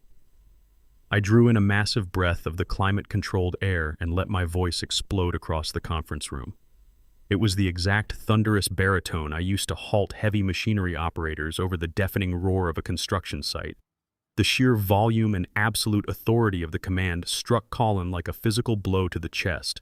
He staggered backward, his hand slipping from the glass door handle. He stared at me with wide, terrified eyes. Naomi gasped and physically shrank into the heavy leather upholstery of her chair, clutching her designer purse to her chest. I did not break eye contact with the man who had tried to erase my existence. I stepped forward, planting my hands firmly onto the cool surface of the mahogany table. I told Colin that he was a remarkably pathetic judge of character. I explained that I had spent 40 years building commercial infrastructure from the ground up, while he had spent his entire career moving imaginary numbers across digital spreadsheets. I informed him that his arrogance had made him completely blind to the reality of the battlefield he had chosen to enter. He assumed I was a broken, senile old man simply because I allowed him to believe his own delusional narrative. I explained that every single moment of my supposed weakness was a calculated tactical maneuver designed exclusively to guide him directly into this specific room. I pointed to the silver key resting in the center of the table. I instructed Colin to look closely at the object he believed he was going to steal. I revealed that Sylvia was 10 times the financial strategist he could ever hope to be. She recognized the inherent vulnerability of private asset ownership years ago. Long before her fatal heart attack, she executed a masterclass in wealth preservation. She established the Vanguard Corporate Trust, transferring an excess of $4.5 million in liquid capital into a completely insulated corporate entity. I watched the color completely drain from Colin's face as I systematically dismantled his entire reality. I told him that I did not own the house he was attempting to sell. I did not own the antique furniture he was throwing into trash bags. I did not own the vehicles sitting in the driveway. The very ground he had strutted across all week belonged exclusively to the Vanguard Corporate Trust. The trust was governed by a board of directors. It was completely immune to domestic probate court rulings. It was entirely shielded from individual power of attorney claims. I explained that he had spent the entire week aggressively appraising staging and attempting to steal a property he had absolutely no legal capacity to touch. His grand vision of liquidating my estate and escaping to a tropical island was a magnificent delusion built on a foundation of total ignorance. Colin began to hyperventilate. His chest heaved against the crisp fabric of his tailored suit. His mind scrambled to process the catastrophic failure of his master plan. He refused to accept that he had been so thoroughly outmaneuvered by a man he considered beneath his intellectual pedigree. He let out a sharp, nervous laugh that bordered on hysteria. He frantically reached for the stack of cheap printer paper he had thrown onto the table moments earlier. His hands shook violently as he snatched up the psychiatric affidavit and the fabricated last will and testament. He held the forged documents in the air, waving them defensively like a makeshift shield. He shouted that corporate trusts did not matter. He screamed that he held a legally binding medical affidavit signed by a licensed psychiatric specialist, declaring me fundamentally incapacitated.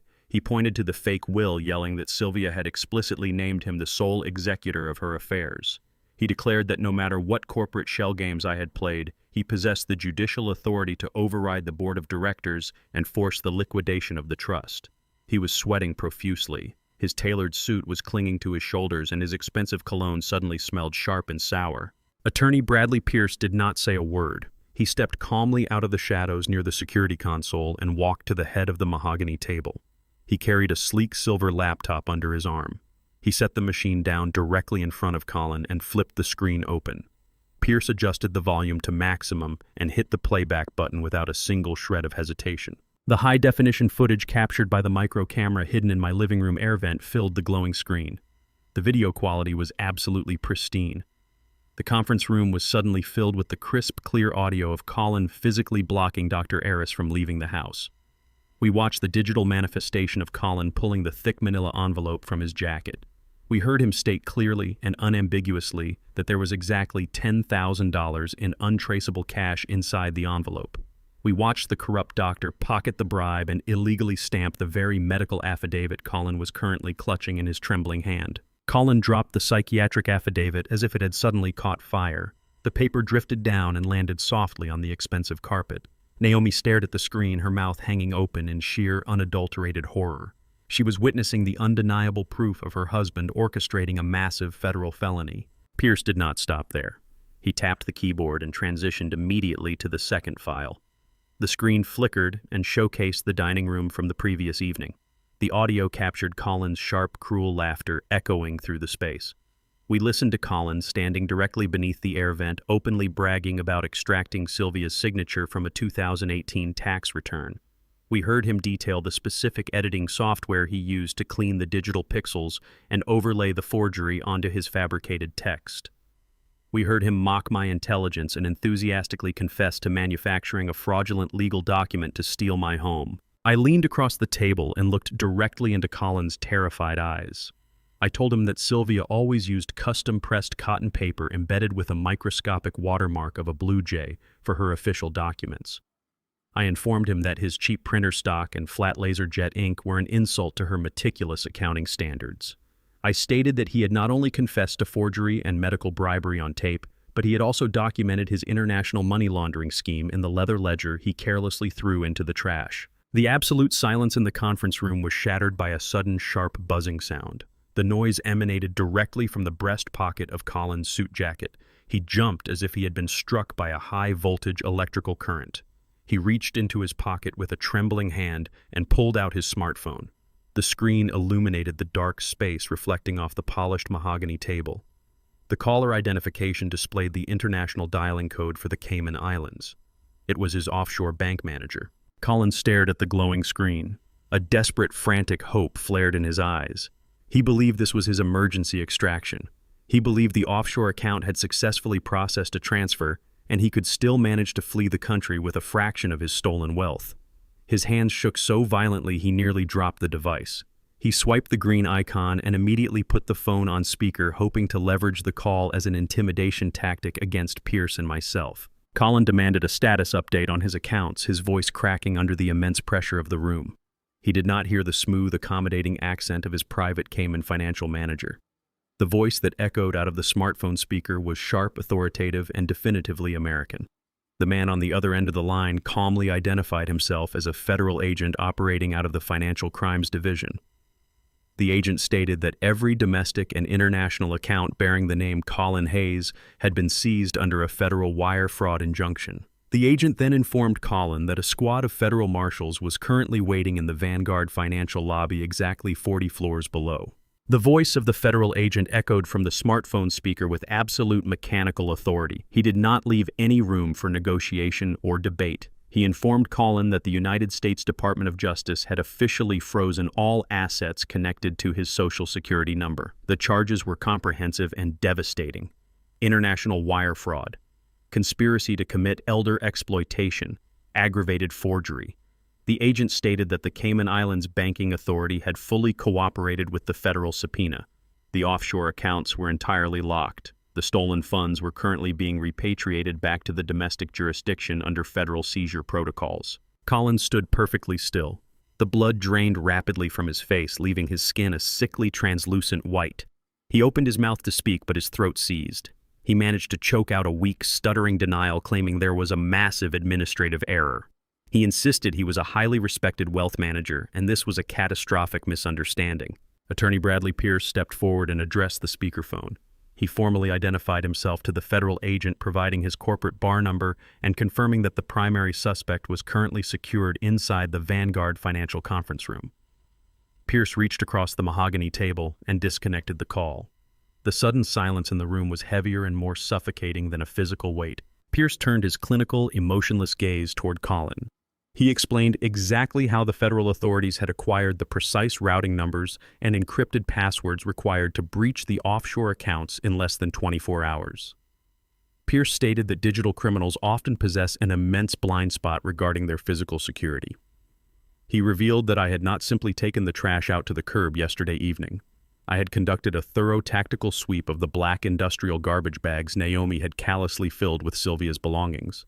Pierce detailed how I had found the heavy leather-bound accounting ledger buried beneath a pile of discarded silk dresses. He explained that Colin's profound arrogance had caused him to write down every single shell company pathway and master access credential in perfectly legible blue ink. I had photographed every page and transmitted the entire blueprint of the criminal enterprise directly to Vanguard. Colin stumbled backward. His legs hit the edge of his leather executive chair. The realization of his fatal error slammed into his chest. He had thrown away his own meticulous map of federal crimes while attempting to erase his mother-in-law from her own home. The sheer poetic justice of his downfall completely broke his cognitive processing. He dropped his smartphone onto the table. His hands dove frantically into the breast pocket of his tailored suit. He ripped his designer leather wallet open. He pulled out his platinum credit cards and stared at them as if they had suddenly turned into venomous snakes. He snatched his phone back up. His hands shook so violently he dropped the device twice before managing to unlock the screen. He opened his primary banking application. The biometric scanner read his terrified face and granted him access to his financial dashboard. Collins stared at the digital display. His breath hitched in his throat. Every single account was listed. The joint checking account, the business holding accounts, the offshore transfer portals. Every single balance line displayed an immutable, terrifying zero. A bright red notification banner spanned the top of the screen informing him that his accounts were indefinitely suspended pending federal investigation. His entire kingdom of stolen wealth had been completely obliterated. The absolute destruction of Collins' financial empire finally shattered Naomi's self-centered delusion. She had sat frozen in her chair watching the high-definition confession videos and listening to the federal agent issue the seizure warrants. The reality of her impending poverty violently pierced her armor of denial. She shot out of her leather chair and lunged toward her husband. She grabbed the lapels of his expensive suit and screamed directly into his face. She demanded to know where her money was. She did not ask about the forgery. She did not ask about the cruel plan to lock me in a dementia ward. Her panic was entirely focused on her own material survival. She shrieked that Colin had promised her a life of limitless luxury and an immediate cash payout from the estate. She shook him wildly, demanding he fix the banking error and transfer her funds back into their joint account immediately. Colin did not attempt to comfort her. He acted like a cornered, desperate animal. He shoved Naomi backward, pushing her away with a violent surge of pure self-preservation. He yelled that there was no money left. He screamed that his entire life was over and told her to shut her mouth. Attorney Bradley Pierce interrupted the domestic hostility with the precise calculation of a surgeon. He reached into his sleek briefcase and withdrew a pristine manila folder. He walked around the mahogany table and stopped directly in front of Naomi. He slid the folder across the polished wood until it tapped gently against her designer purse. He suggested she review the enclosed documents before she continued demanding access to non-existent funds. Naomi ripped the folder open. Her eyes darted frantically across the legal text. Pierce did not wait for her to comprehend the dense financial jargon. He translated her ruin into plain, unmerciful English. He explained that setting up international shell companies and facilitating rapid offshore wire transfers required significant initial capital. Colin needed a co-signer with a completely untainted credit history to secure the short-term business loans necessary to launch his fraudulent enterprise. Pierce pointed to the bottom of the page where Naomi's signature was clearly printed next to Colin's. Pierce informed her that by eagerly signing those documents without reading the fine print, she had made herself completely legally liable for her husband's criminal debts. The federal government had seized the stolen assets, but the commercial banks were still owed their original principal. Pierce stated with clinical detachment that Naomi was now individually responsible for a $400,000 deficit. He outlined the immediate consequences. The banks would instantly liquidate her leased luxury vehicles. They would seize her personal bank accounts. They would foreclose on any property bearing her name. I stood at the opposite end of the mahogany table and watched my daughter absorb the absolute magnitude of her failure. She had traded her mother's legacy and her father's freedom for the promise of unearned wealth. Now she possessed absolutely nothing but a massive, insurmountable debt and the looming threat of federal indictment. Her pristine tailored dress suddenly looked like a cheap costume. She sank slowly to the floor, weeping into her hands as the reality of her new life crashed down upon her. The heavy silence inside the sealed glass conference room was suddenly broken. A sharp, rising wail pierced through the thick exterior windows of the Vanguard Financial Building. The sound multiplied rapidly, growing into a chaotic, overlapping chorus of emergency sirens echoing up from the city streets below. Bright, flashing reflections of red and blue light began to pulse against the 40-story glass panes, painting the darkened conference room in the undeniable colors of arriving justice. The flashing red and blue light stroked across Colin's pale face like physical blows. The chaotic wail of the emergency sirens rising from the city streets entirely shattered his carefully constructed corporate facade. He stared through the floor-to-ceiling windows, watching the reflection of his absolute ruin pulse against the tempered glass. The reality of federal prison descended upon him with the crushing weight of a collapsing building. He was not going to a tropical island with a stolen fortune. He was going to a concrete cell. Colin spun away from the window. His eyes darted wildly around the sealed conference room, searching for a non-existent vulnerability in the architecture.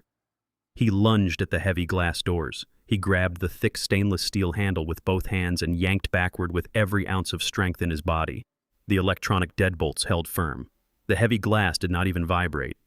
He planted his custom leather loafer against the titanium doorframe and pulled again, letting out a primal, guttural roar of pure panic. His expensive tailored suit jacket ripped loudly along the shoulder seam. He abandoned the handle and frantically slapped his palms against the smooth glass, leaving smears of terrified sweat across the transparent barrier. He spun around and locked his eyes on the center of the massive mahogany table. A heavy-cut crystal water decanter rested on a silver serving tray. Colin snatched the heavy decanter by its narrow neck. Water sloshed over the rim and soaked his expensive silk tie. He raised the heavy crystal vessel high above his head and charged back at the locked doors. He swung the decanter with a vicious, desperate force directly at the electronic keypad mechanism. The impact produced a deafening, explosive crack that forced Naomi to cover her ears. The heavy crystal completely shattered into 1,000 jagged pieces. Water and glass shards rained down across the polished marble floor. The titanium security keypad remained completely intact, bearing only a minor superficial scratch. Colin stood panting heavily, holding nothing but the jagged, broken neck of the decanter. Blood dripped slowly from a fresh cut across his knuckles, mixing with the spilled water on his expensive shoes. I stood perfectly still at the opposite end of the long table. I watched the man who had actively tormented me reduce himself to a cornered, mindless animal. I felt no pity. I felt absolutely no remorse. I watched him scramble in the ruins of his own unparalleled arrogance with cold, unyielding satisfaction. Attorney Bradley Pierce remained entirely motionless near the security console, watching Colin's pathetic display of violence with the clinical detachment of a scientist observing an insect trapped in a glass jar. Colin dropped the jagged crystal neck onto the floor. It shattered with a sharp ringing sound. His chest heaved violently as he gasped for oxygen. He realized the physical escape was entirely impossible. His primitive panic instantly shifted into a calculated, desperate bid for legal survival. He wiped the sweat and blood from his forehead and turned his wild eyes toward Pierce. He begged for a deal. He offered to sign over his remaining domestic assets to the Vanguard Trust. He pleaded for a chance to cooperate with the federal investigation. Pierce simply stared at him, offering absolutely nothing but a terrifying, stoic silence. When the lawyer refused to engage, Colin immediately turned his predatory desperation toward the only other target in the room. He pointed a shaking, blood-stained finger directly at his wife. He screamed that the entire operation was Naomi's idea. He aggressively stepped toward her, declaring loudly for the security cameras and the hidden microphones that he was merely an unwilling accomplice manipulated by a greedy, vindictive daughter. He shouted that Naomi had drafted the initial framework of the forged will because she absolutely despised her mother. He claimed she was terrified Sylvia was going to donate the estate to a charitable foundation and leave them with nothing. Naomi scrambled backward, her high heels slipping on the wet marble floor. She shrieked in absolute outrage, denying the accusations. But Colin did not stop. He ruthlessly tore down the final walls of their toxic partnership in a desperate attempt to minimize his own federal sentence. He revealed that Naomi had actively participated in the aggressive staging of the house. He screamed that she was the one who stole Sylvia's vintage diamond jewelry from the master bedroom safe on the very night of the funeral. He confessed that Naomi pawned her mother's priceless heirlooms to pay off a massive secret credit card debt she had accumulated while feeding her shopping addiction. Naomi lunged forward with her hands formed into rigid claws. She slapped Colin across the face with a loud, vicious crack. She screamed that he was a pathetic, worthless fraud who lost his own wealth on disastrous offshore bets long before Sylvia died. She shrieked that he forced her to sign those fraudulent business loans and deliberately dragged her into his spectacular financial failure. Colin grabbed her wrists, roughly shoving her backward against the mahogany table. They tore into each other without an ounce of restraint, exposing every ugly, rotting secret of their marriage right in front of my eyes. They cursed and spat, trading blame for the felony forgery, the elder abuse, and the financial ruin that had swallowed them both. I watched the daughter I had raised completely dissolve into a vicious, greedy stranger fighting over the scraps of a stolen inheritance. The final illusion of my family evaporated, leaving only the harsh, sterile truth. The screaming match reached a deafening crescendo as Naomi picked up a leather drink coaster and hurled it directly at Colin's head. A sharp electronic beep suddenly cut through the chaos. The heavy mechanical deadbolts holding the glass doors shut retracted simultaneously with a loud, definitive thud. The thick glass doors slid smoothly open on their motorized tracks. 3 federal agents wearing dark tactical gear and carrying heavy sidearms stepped silently into the conference room. The 3 federal agents moved into the conference room with terrifying, synchronized precision. They wore dark, tactical vests, emblazoned with bold yellow lettering across their chests, and carried themselves with the undeniable weight of absolute state authority. They did not announce their presence with dramatic shouts or unnecessary aggression. Their silence was entirely methodical. Colin took a hesitant step backward away from the mahogany table. He raised his trembling hands in a gesture of frantic surrender. He attempted to deploy his polished corporate vocabulary, desperately hoping to talk his way out of the trap. He stammered that there was a catastrophic jurisdictional misunderstanding, and he demanded the immediate right to contact his private defense counsel. The lead agent did not entertain the pathetic negotiation. He closed the distance in 3 rapid strides. He grabbed Colin by the collar of his ruined tailored suit jacket and spun him violently around. The agent slammed Colin face down against the polished mahogany table. The brutal impact forced a sharp gasp of air from Colin's lungs. His cheeks smashed against the expensive wood right beside the shattered remnants of the crystal decanter. The sharp, undeniable click of heavy steel handcuffs ratcheting tightly around Colin's wrists echoed off the glass walls. The metallic sound finalized the absolute destruction of his fabricated empire. The second agent stepped forward and read Colin his rights in a flat, mechanical monotone. He listed the federal charges with surgical clarity. He cited grand larceny in relation to the offshore wire transfers. He cited egregious medical fraud regarding the $10,000 cash bribe paid to Dr. Eris. He concluded with a massive charge of federal tax evasion tied directly to the labyrinth of international shell companies. Colin thrashed weakly against the solid grip of the federal agent, pinning his shoulders to the wood. He twisted his neck to look directly at me. His pristine, arrogant facade completely disintegrated. He was sobbing uncontrollably. Thick tears and nasal mucus streamed down his bruised face. He begged me to intervene.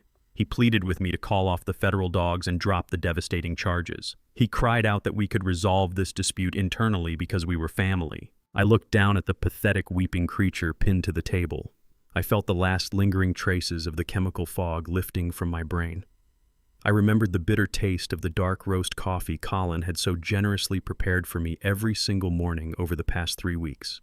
I recognized the subtle, deliberate chemical sedation he had utilized to manufacture my physical lethargy and simulate advanced cognitive decline. I stood perfectly straight and looked into his terrified eyes. I delivered my final verdict with absolute glacial detachment. I told him that family does not poison a man's coffee. The lead agent yanked Colin upright, dragging him forcefully off the mahogany surface.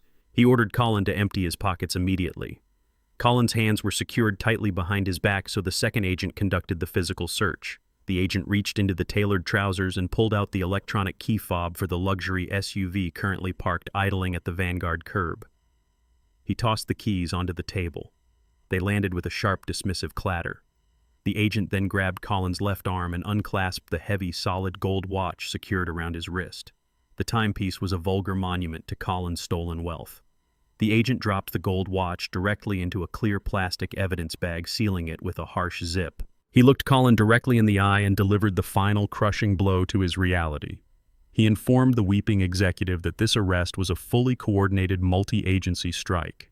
At this exact second, a dedicated IRS raid team was actively breaching the front doors of Colin's primary suburban residence. The agent stated that federal contractors were currently ripping through the house, confiscating computer hard drives, boxing up physical financial ledgers, and seizing every single luxury asset purchased with fraudulent capital. Everything Colin had ever bought, stolen, or hoarded was being cataloged and loaded into federal transport trucks. Colin's legs completely gave out beneath him. The last structural support of his sanity collapsed. He let out a hollow, ragged whimper and slumped toward the floor. The 2 agents caught him by the armpits. They did not allow him to fall. They dragged him backward out of the glass conference room. His expensive leather shoes scraped uselessly across the marble floor. He was reduced to a broken, humiliated shell of a man entirely stripped of his power and his freedom. He vanished down the long executive corridor, surrounded by federal uniforms. The heavy glass doors remained open behind them. The swirling red and blue emergency lights continued to pulse violently against the exterior windows. I remained standing at the head of the polished table. I slowly turned my gaze toward the corner of the room. Naomi stood completely paralyzed against the glass wall. She had not moved a single muscle during the violent arrest. Her breath came in short, shallow gasps. She looked at the empty space where her husband had just been dragged away. She looked at the plastic evidence bag and the confiscated keys resting on the table. She finally turned her head and met my eyes. The sheer, absolute terror radiating from her face was profound. The devastating reality of Pierce's documents crashed over her. Her luxury cars were seized. Her house was actively being dismantled by federal agents. Her bank accounts were frozen, and she was solely responsible for a catastrophic $400,000 deficit. She stared at me, realizing with absolute crushing certainty that she was entirely destitute. Naomi remained frozen for a long moment. The absolute silence of the Vanguard Financial Conference Room was deafening, broken only by the muffled, chaotic wailing of the police sirens 40 stories below. The flashing emergency lights painted her pale skin in rhythmic strokes of red and blue, highlighting the total collapse of her carefully constructed reality. The heavy glass doors had slid shut once more, sealing us inside this sterile corporate vault. The reality of her total financial annihilation finally broke through the last remaining layers of her lifelong entitlement. Her legs, no longer supported by the arrogant certainty of unearned wealth, simply gave out beneath her. She collapsed onto the polished marble floor. The sharp sound of her knees hitting the hard stone echoed sharply through the cavernous space. She did not attempt to stand back up. She crawled across the expensive carpet, closing the distance between us with the frantic, scrambling movements of a desperate survivor. She reached up and grabbed my hands. Her perfectly manicured fingers dug into my thick, calloused palms, the very same hands she had mocked just days prior for being rough and unrefined. She tilted her head back, and a torrent of heavy, theatrical tears began to stream down her cheeks. Her weeping was loud and completely unrestrained, deliberately designed to evoke maximum paternal sympathy. She pleaded with me to save her. She begged me to use the Vanguard Corporate Trust to pay off the $400,000 deficit before the commercial banks liquidated her entire existence. She squeezed my hands tighter, pulling out the ultimate victim card. She shrieked that she was entirely innocent. She claimed that Colin was a master manipulator who had psychologically controlled her for years. She spun a frantic narrative portraying herself as a terrified hostage, trapped in a toxic marriage, completely blind to his criminal enterprise until this exact moment. She swore with fervent, breathless desperation that she had never wanted to send me to the Oak Ridge assisted living facility. She insisted that the horrific plan to lock me inside a dementia ward was entirely Colin's twisted invention. She sobbed that she had fought him every single step of the way, begging him to let me stay in the family home. She looked up at me with wide, pleading eyes, desperately trying to project the image of the frightened little girl I had raised. She asked how I could possibly abandon my own flesh and blood to such a terrifying and destitute fate. She demanded my immediate protection, operating under the assumption that my deeply ingrained paternal instincts would automatically override the overwhelming evidence of her treachery. Attorney Bradley Pierce watched this entire display in absolute silence, remaining near the security console. But Naomi ignored his presence entirely. She focused her emotional barrage solely on me. I stood perfectly still, looking down at the weeping woman kneeling at my feet. I did not feel a single flicker of sympathy. I did not feel the protective surge of fatherly love she was so desperately trying to manipulate. I only saw a cold, calculating predator attempting to rapidly change her camouflage because her primary weapon had just been neutralized. I watched her tears fall onto the polished toe of my heavy work boot. I knew exactly what they were. They were tears of glass. They were fragile, entirely transparent, and manufactured strictly to reflect whatever emotion she needed me to see in order to secure her survival. I firmly pulled my hands out of her desperate grip. The friction of my calloused skin against her soft palms was a harsh, physical boundary line being drawn in real time. I took a deliberate step backward, completely removing myself from her physical reach. The sudden, unyielding rejection shocked her. Her loud sobbing hitched sharply in her throat, replaced by a quick gasp of genuine alarm. She looked up at me, her tear-stained face registering the terrifying realization that her emotional performance was completely failing to penetrate my armor. I did not offer her a polite explanation, nor did I allow her to continue her fabricated narrative of victimhood. I reached into the interior pocket of my worn jacket and retrieved my smartphone. I tapped the glass screen and opened the encrypted audio files I had meticulously backed up from the hidden micro cameras placed throughout the house. I simply pressed the play button and turned the speaker volume to its maximum setting. The pristine high-definition audio filled the silent conference room, bouncing off the heavy glass walls. It was not Colin's voice echoing through the space. It was Naomi's. The recording played a conversation from our kitchen captured just 3 days ago while they were sorting through Sylvia's files. Naomi's voice was crisp, cruel, and dripping with absolute contempt.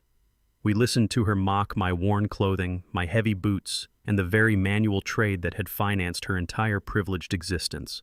We listened to her laugh, a sharp, genuine sound of deep amusement, as she described throwing Sylvia's woven placemats and framed needlework into black industrial garbage bags.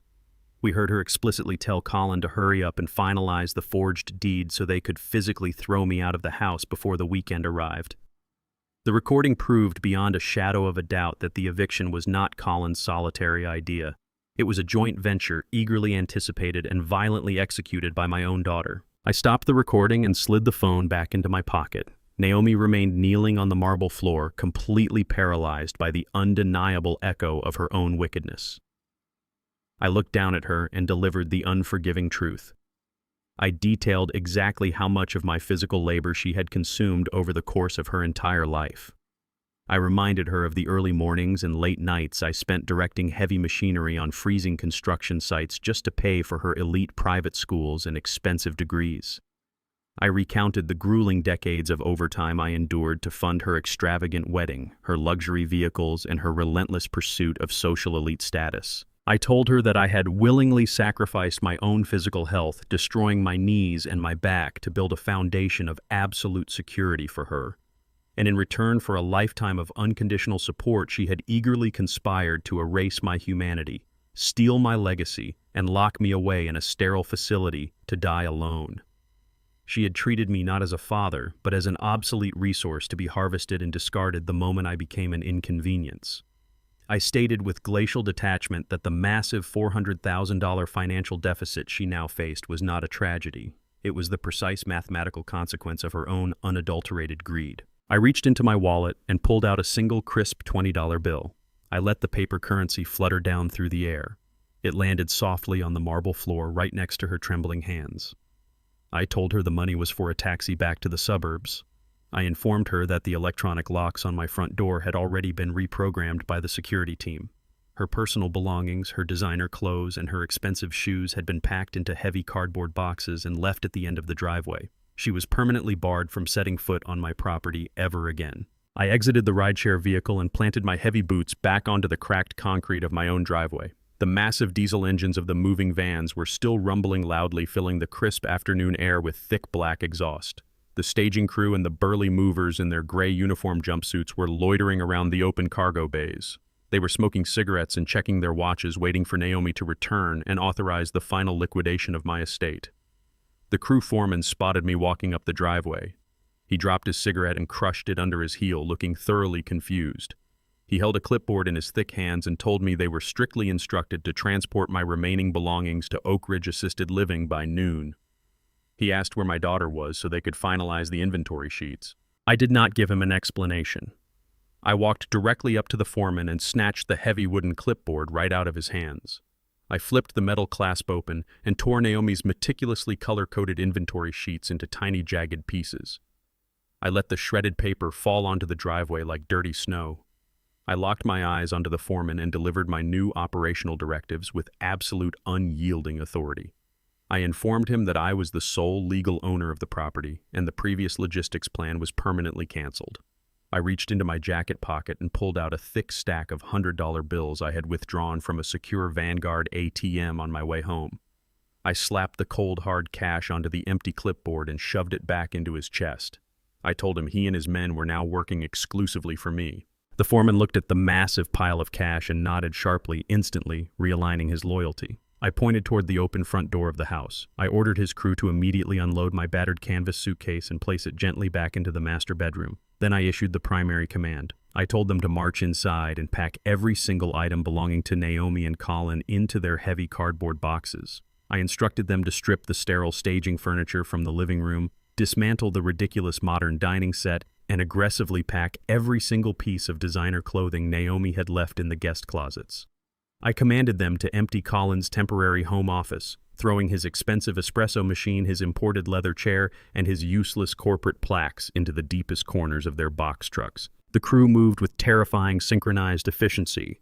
They swarmed the house like a highly trained demolition team. I stood on the front porch with my arms crossed over my chest, watching them systematically extract the toxic infection from my home. The men carried out heavy boxes of expensive shoes and rolled up the pretentious geometric rugs that had smothered Sylvia's beautiful hardwood floors. They loaded the trucks with relentless speed, completely dismantling the false reality Colin had attempted to construct. Once the cargo bays were completely packed and the heavy metal doors were slammed shut, I gave the foreman his final destination. I handed him an address for a notoriously cheap and poorly maintained storage facility located next to the industrial rail yards on the far east side of the city. I instructed him to dump all of their belongings into the smallest available unit and leave the padlock key under the welcome mat. The trucks roared to life and pulled away from the curb, leaving my driveway completely clear. I turned the brass handle of my front door and stepped inside. The house was entirely silent. The oppressive, suffocating weight of Colin and Naomi's arrogant presence had been completely surgically removed from the atmosphere. I walked slowly through the spacious rooms, listening to the solid, familiar sound of my heavy work boots striking the original oak floorboards. The space echoed slightly without the suffocating clutter of their pretentious staging furniture. I breathed in deeply, filling my lungs with the clean, unfiltered air of my own reclaimed territory. I walked into the main living room and surveyed the walls. Naomi had explicitly ordered her contractors to hang a series of sterile, soulless, modern art prints across the plaster. The framed geometric shapes were designed to mimic a high-end corporate waiting area, erasing any trace of our actual family history. I marched up to the largest print hanging above the brick fireplace. I grabbed the cold metal frame with both hands and ripped it violently away from the wall. The heavy securing wire snapped with a loud, satisfying twang. I threw the ugly print onto the floor and shattered the glass with the reinforced heel of my boot. I moved systematically through the entire house, tearing down every single piece of their mandated decor. I stripped the hallway of their ridiculous abstract mirrors and cleared the dining room of their cold, minimalist wall sconces. I piled the broken remnants into the center of the garage, banishing their influence to the concrete floor. I walked over to the attic access panel and pulled down the heavy wooden folding stairs. I climbed up into the dusty rafters and navigated toward the secure, climate-controlled storage bins I had packed just weeks ago. I carefully unsealed the plastic lids and retrieved the true soul of my home. I carried Sylvia's beautiful hand-painted landscape canvases back down into the living room. I spent the next 2 hours meticulously driving heavy brass nails into the original plaster and hanging her artwork exactly where it had rested for the past 30 years. I brought down her custom-woven placemats and laid them across the sturdy oak dining table I had built with my own 2 hands decades ago. I unpacked her collection of vintage ceramic vases and placed them lovingly on the mantelpiece, restoring the vibrant colors she adored. The house slowly transformed back into a fortress of warmth and memory. The sterile hostility was completely erased, leaving only the profound, comforting legacy of the woman I loved. I walked into the kitchen and turned on the tap, splashing cold, fresh water over my face. I gripped the edges of the porcelain sink and let out a long, steady breath. The war was over. I had successfully defended the walls of my castle against the invaders who sought to destroy it. I dried my face with a rough cotton towel and leaned against the counter, feeling the absolute peace of total victory. The profound silence of the afternoon was suddenly shattered by a sharp, urgent ringing. The brass doorbell chimed loudly, echoing down the newly restored hallway. I frowned, tightly setting the towel down on the counter. I walked out of the kitchen and moved toward the front entryway. I did not bother looking through the security peephole. I unlatched the heavy deadbolt and pulled the oak door wide open. Dr. Aris stood on the concrete porch. His expensive medical coat was heavily wrinkled, and sweat poured profusely down his pale, terrified face. He clutched a thick manila envelope tightly against his chest. He looked at me with wide, panicked eyes and launched into a pathetic, trembling apology begging me to accept the return of his $10,000 bribe. Dr. Aris stood shivering on the concrete porch despite the mild afternoon temperature. The crisp white coat that usually signaled his unquestionable medical authority now hung off his shoulders like a crumpled, defeated flag.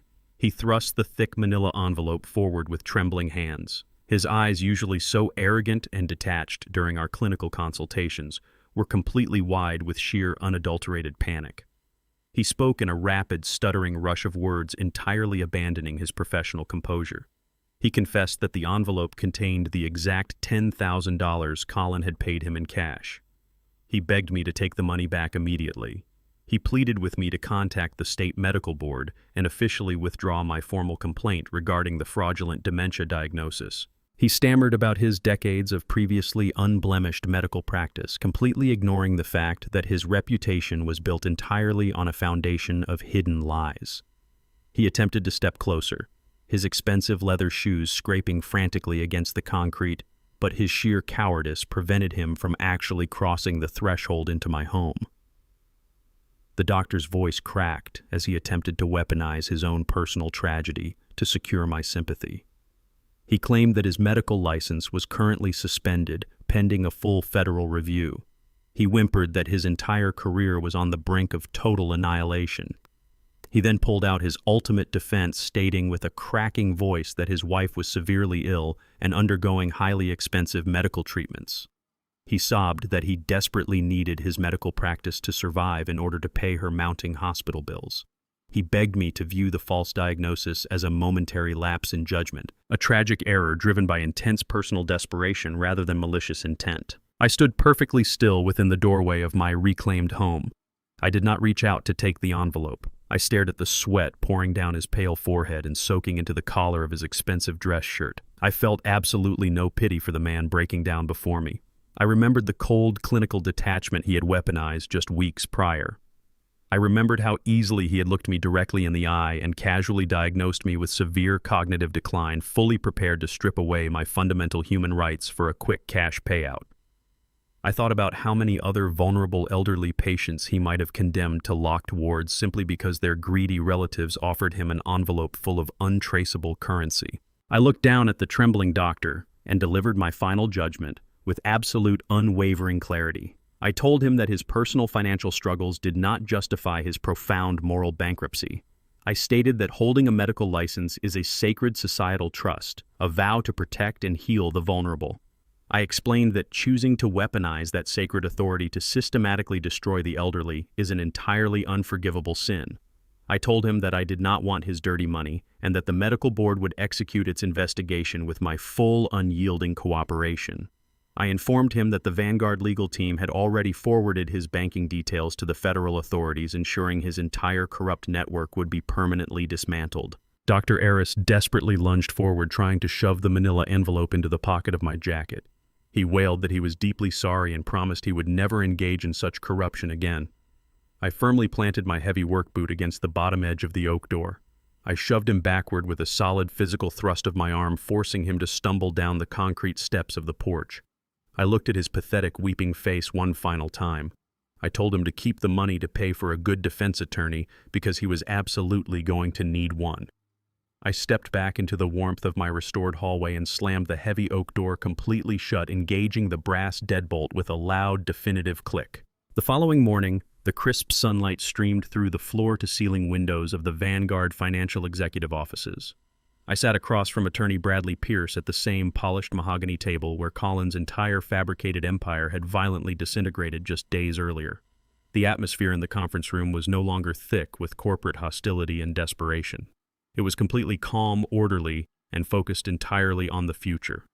Pierce sat upright in his leather chair, organizing a series of thick legal folders with his usual surgical precision. He had summoned me to formally structure the massive estate Colin and Naomi had so desperately tried to steal. Pierce slid a heavy stack of printed contracts across the smooth wood. He explained the financial mechanisms of the Vanguard Trust, detailing how the recovered domestic funds, the liquidated offshore accounts, and the total sum of Sylvia's original assets were now entirely consolidated under my sole legal control. He presented two specific digital registry manifests that required my immediate physical signature. He pushed the first document forward, explicitly identifying the primary asset index file named Kich Bon Ong Da Den 2_24.docx. He then aligned a secondary structural agreement tapping his gold pen against the legal addendum file named Kich Bon Ong Da Den Mao 1_24.docx. He instructed me to sign both physical copies to officially execute the transfer of supreme executive authority into my hands. The heavy silence of the room was broken only by the sound of Pierce shuffling the remaining legal briefs into a neat, impenetrable stack. I picked up the heavy gold pen, but I did not immediately sign the paperwork. I looked at the staggering numerical figures printed on the summary pages. It was an amount of money that could comfortably finance a lifetime of absolute, uninterrupted luxury. Colin and Naomi had been willing to commit federal felonies to hoard this exact wealth. I realized in that quiet moment that simply holding on to this fortune would be a profound betrayal of the very labor that had built it. I had spent my entire life working with my hands building structures from the ground up, and I had absolutely no desire to transform into a miserable, isolated miser guarding a corporate vault. I set the gold pen down and looked directly at Pierce. I instructed him to completely restructure the primary directive of the trust. I ordered the immediate establishment of a massive permanent endowment. I told him to legally title it the Sylvia Winslow Engineering Scholarship. I laid out the precise parameters of my vision with absolute clarity. The entire foundation of the recovered wealth would be utilized to fully fund the university education of young, hardworking students graduating from the gritty industrial neighborhoods where I had spent my youth. I explained that I wanted to find the teenagers who were calloused, exhausted, and brilliant, the ones who spent their weekends repairing engines and pouring concrete just to keep their families afloat. The scholarship would cover their tuition, their housing, and their equipment entirely. I wanted to guarantee that these dedicated builders could master their trade, secure their engineering degrees, and construct their own lives entirely free from the crushing, suffocating weight of institutional debt. I envisioned a continuous wave of skilled professionals entering the workforce armed with the knowledge and the financial freedom to build real, tangible wealth. I wanted Sylvia's legacy to be an engine of genuine creation, lifting up the very people that arrogant parasites like Colin and Naomi inherently despised. Pierce stared at me for a long moment. A rare, subtle expression of profound professional respect crossed his usually emotionless face. He nodded sharply and immediately began drafting the binding structural amendments on his legal notepad. He rapidly formulated the ironclad bylaws that would protect the endowment from any future corporate interference. Within an hour, the revised documents were fully prepared, permanently securing the scholarship and locking the funds away for generations to come. I picked the gold pen back up. I firmly signed my name across the bottom of the final endowment papers, pressing hard enough to leave a deep indentation in the thick paper. I set the pen down, officially closing the darkest chapter of my entire existence. I slowly stood up from the mahogany table and adjusted the collar of my worn jacket. I pulled back my sleeve and looked down at my heavy steel wristwatch. The metallic hands indicated that it was exactly 2 o'clock in the afternoon. I thanked Pierce for his relentless efficiency and turned toward the sliding glass doors. The war was officially over, but my schedule was not completely clear. It was time for one last appointment. The heavy iron door of the Federal Detention Center slammed shut with a deafening metallic finality. Colin sat on the edge of a thin, rigid cot. The harsh, unrelenting glare of the fluorescent lights illuminated the bleak reality of his concrete cell. He was entirely stripped of his custom-tailored suits, his platinum credit cards, and his meticulously curated arrogance. He wore a stiff, brightly colored institutional uniform that offered zero insulation against the biting chill of the facility. He stared at the scratched cinder block wall, completely isolated from the corporate kingdom he had so desperately tried to manipulate. There were no offshore accounts waiting to rescue him. There were no expensive lawyers drafting miraculous loopholes. The federal prosecutors had meticulously documented every single forged signature, every illegal wire transfer, and every deliberate act of medical fraud. He was facing decades in federal prison, and the terrifying weight of his impending trial crushed the breath from his lungs. He rubbed his bare wrists, feeling the phantom weight of the solid gold watch the agents had confiscated. The absolute silence of his cell was occasionally broken by the menacing, echoed shouts of other inmates down the corridor. It was a constant, terrifying reminder of the brutal hierarchy he had violently fallen to the absolute bottom of. He had believed himself to be an untouchable apex predator who could outsmart both the law and his own family.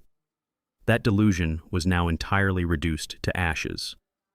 The man who had callously attempted to lock me inside a dementia ward was now permanently trapped inside a cage of his own making. Miles away from that federal holding cell, the heavy scent of stale grease and burnt coffee hung in the air of a dimly lit roadside diner. Naomi stood behind a sticky laminate counter staring blankly at a stack of dirty porcelain plates. She wore a faded polyester uniform that chafed aggressively against her skin. Her once pristine, meticulously manicured hands were now raw, blistered, and thoroughly soaked in harsh commercial dishwashing liquid. She picked up a damp rag and began scrubbing the dried food off the tables, forcing herself to serve the very same working-class people she had spent her entire life mocking and despising. Every single step sent a sharp, agonizing ache shooting up through her exhausted legs. When her grueling minimum wage shift finally ended, she did not return to a sprawling suburban estate. She walked through the freezing rain to a tiny, decaying rented room on the forgotten edge of the city. The thin walls offered absolutely no protection from the constant noise of the street outside. She sat on the edge of a lumpy mattress, staring at the growing pile of aggressive collection notices shoved under her door. The staggering $400,000 deficit Colin had left her with was an insurmountable mountain of ruin. The commercial banks had seized everything she owned, liquidating her luxury vehicles and draining her accounts down to absolute zero.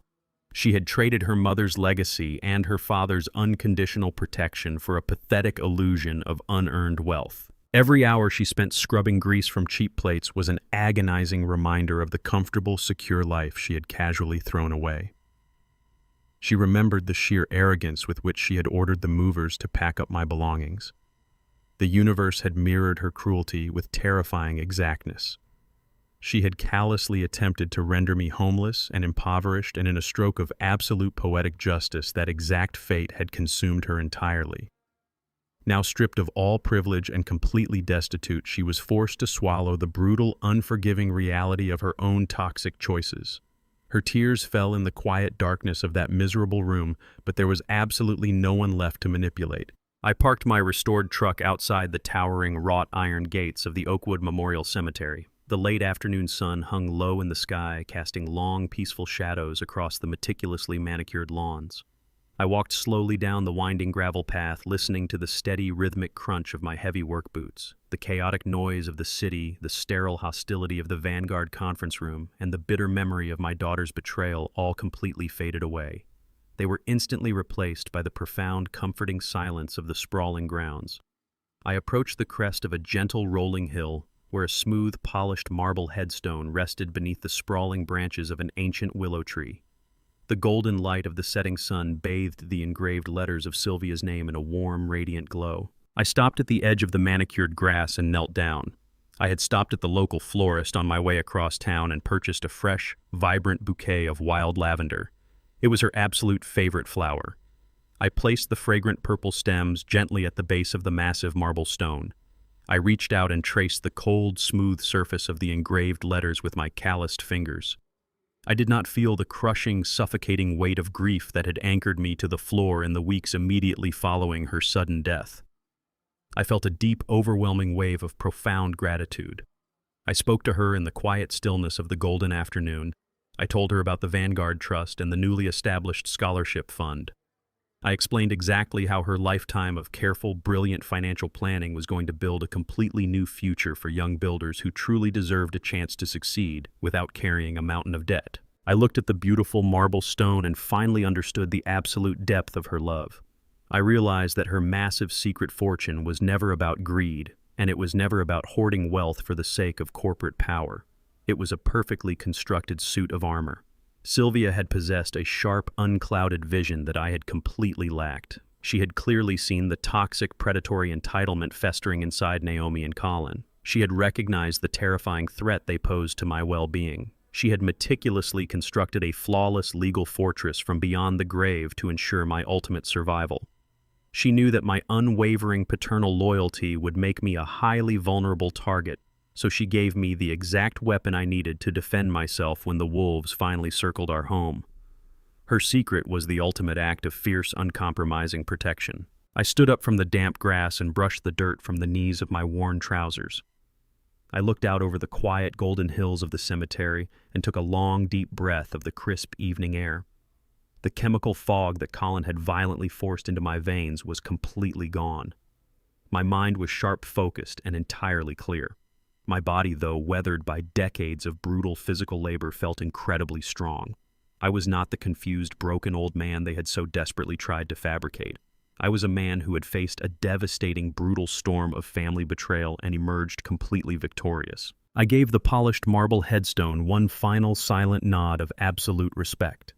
I turned my back to the setting sun and began walking down the gravel path toward the open iron gates. My posture was perfectly straight. My footsteps were steady, heavy, and completely unyielding. I stepped out of the shadows and walked directly into the warm, bright light of my reclaimed life. If you found this story compelling and resonated with the powerful themes of justice and reclaimed dignity, please share your thoughts in the comments below. Have you ever had to draw difficult boundaries to protect your own peace? Like this video, subscribe for more powerful narratives, and let us know what you would like to see next.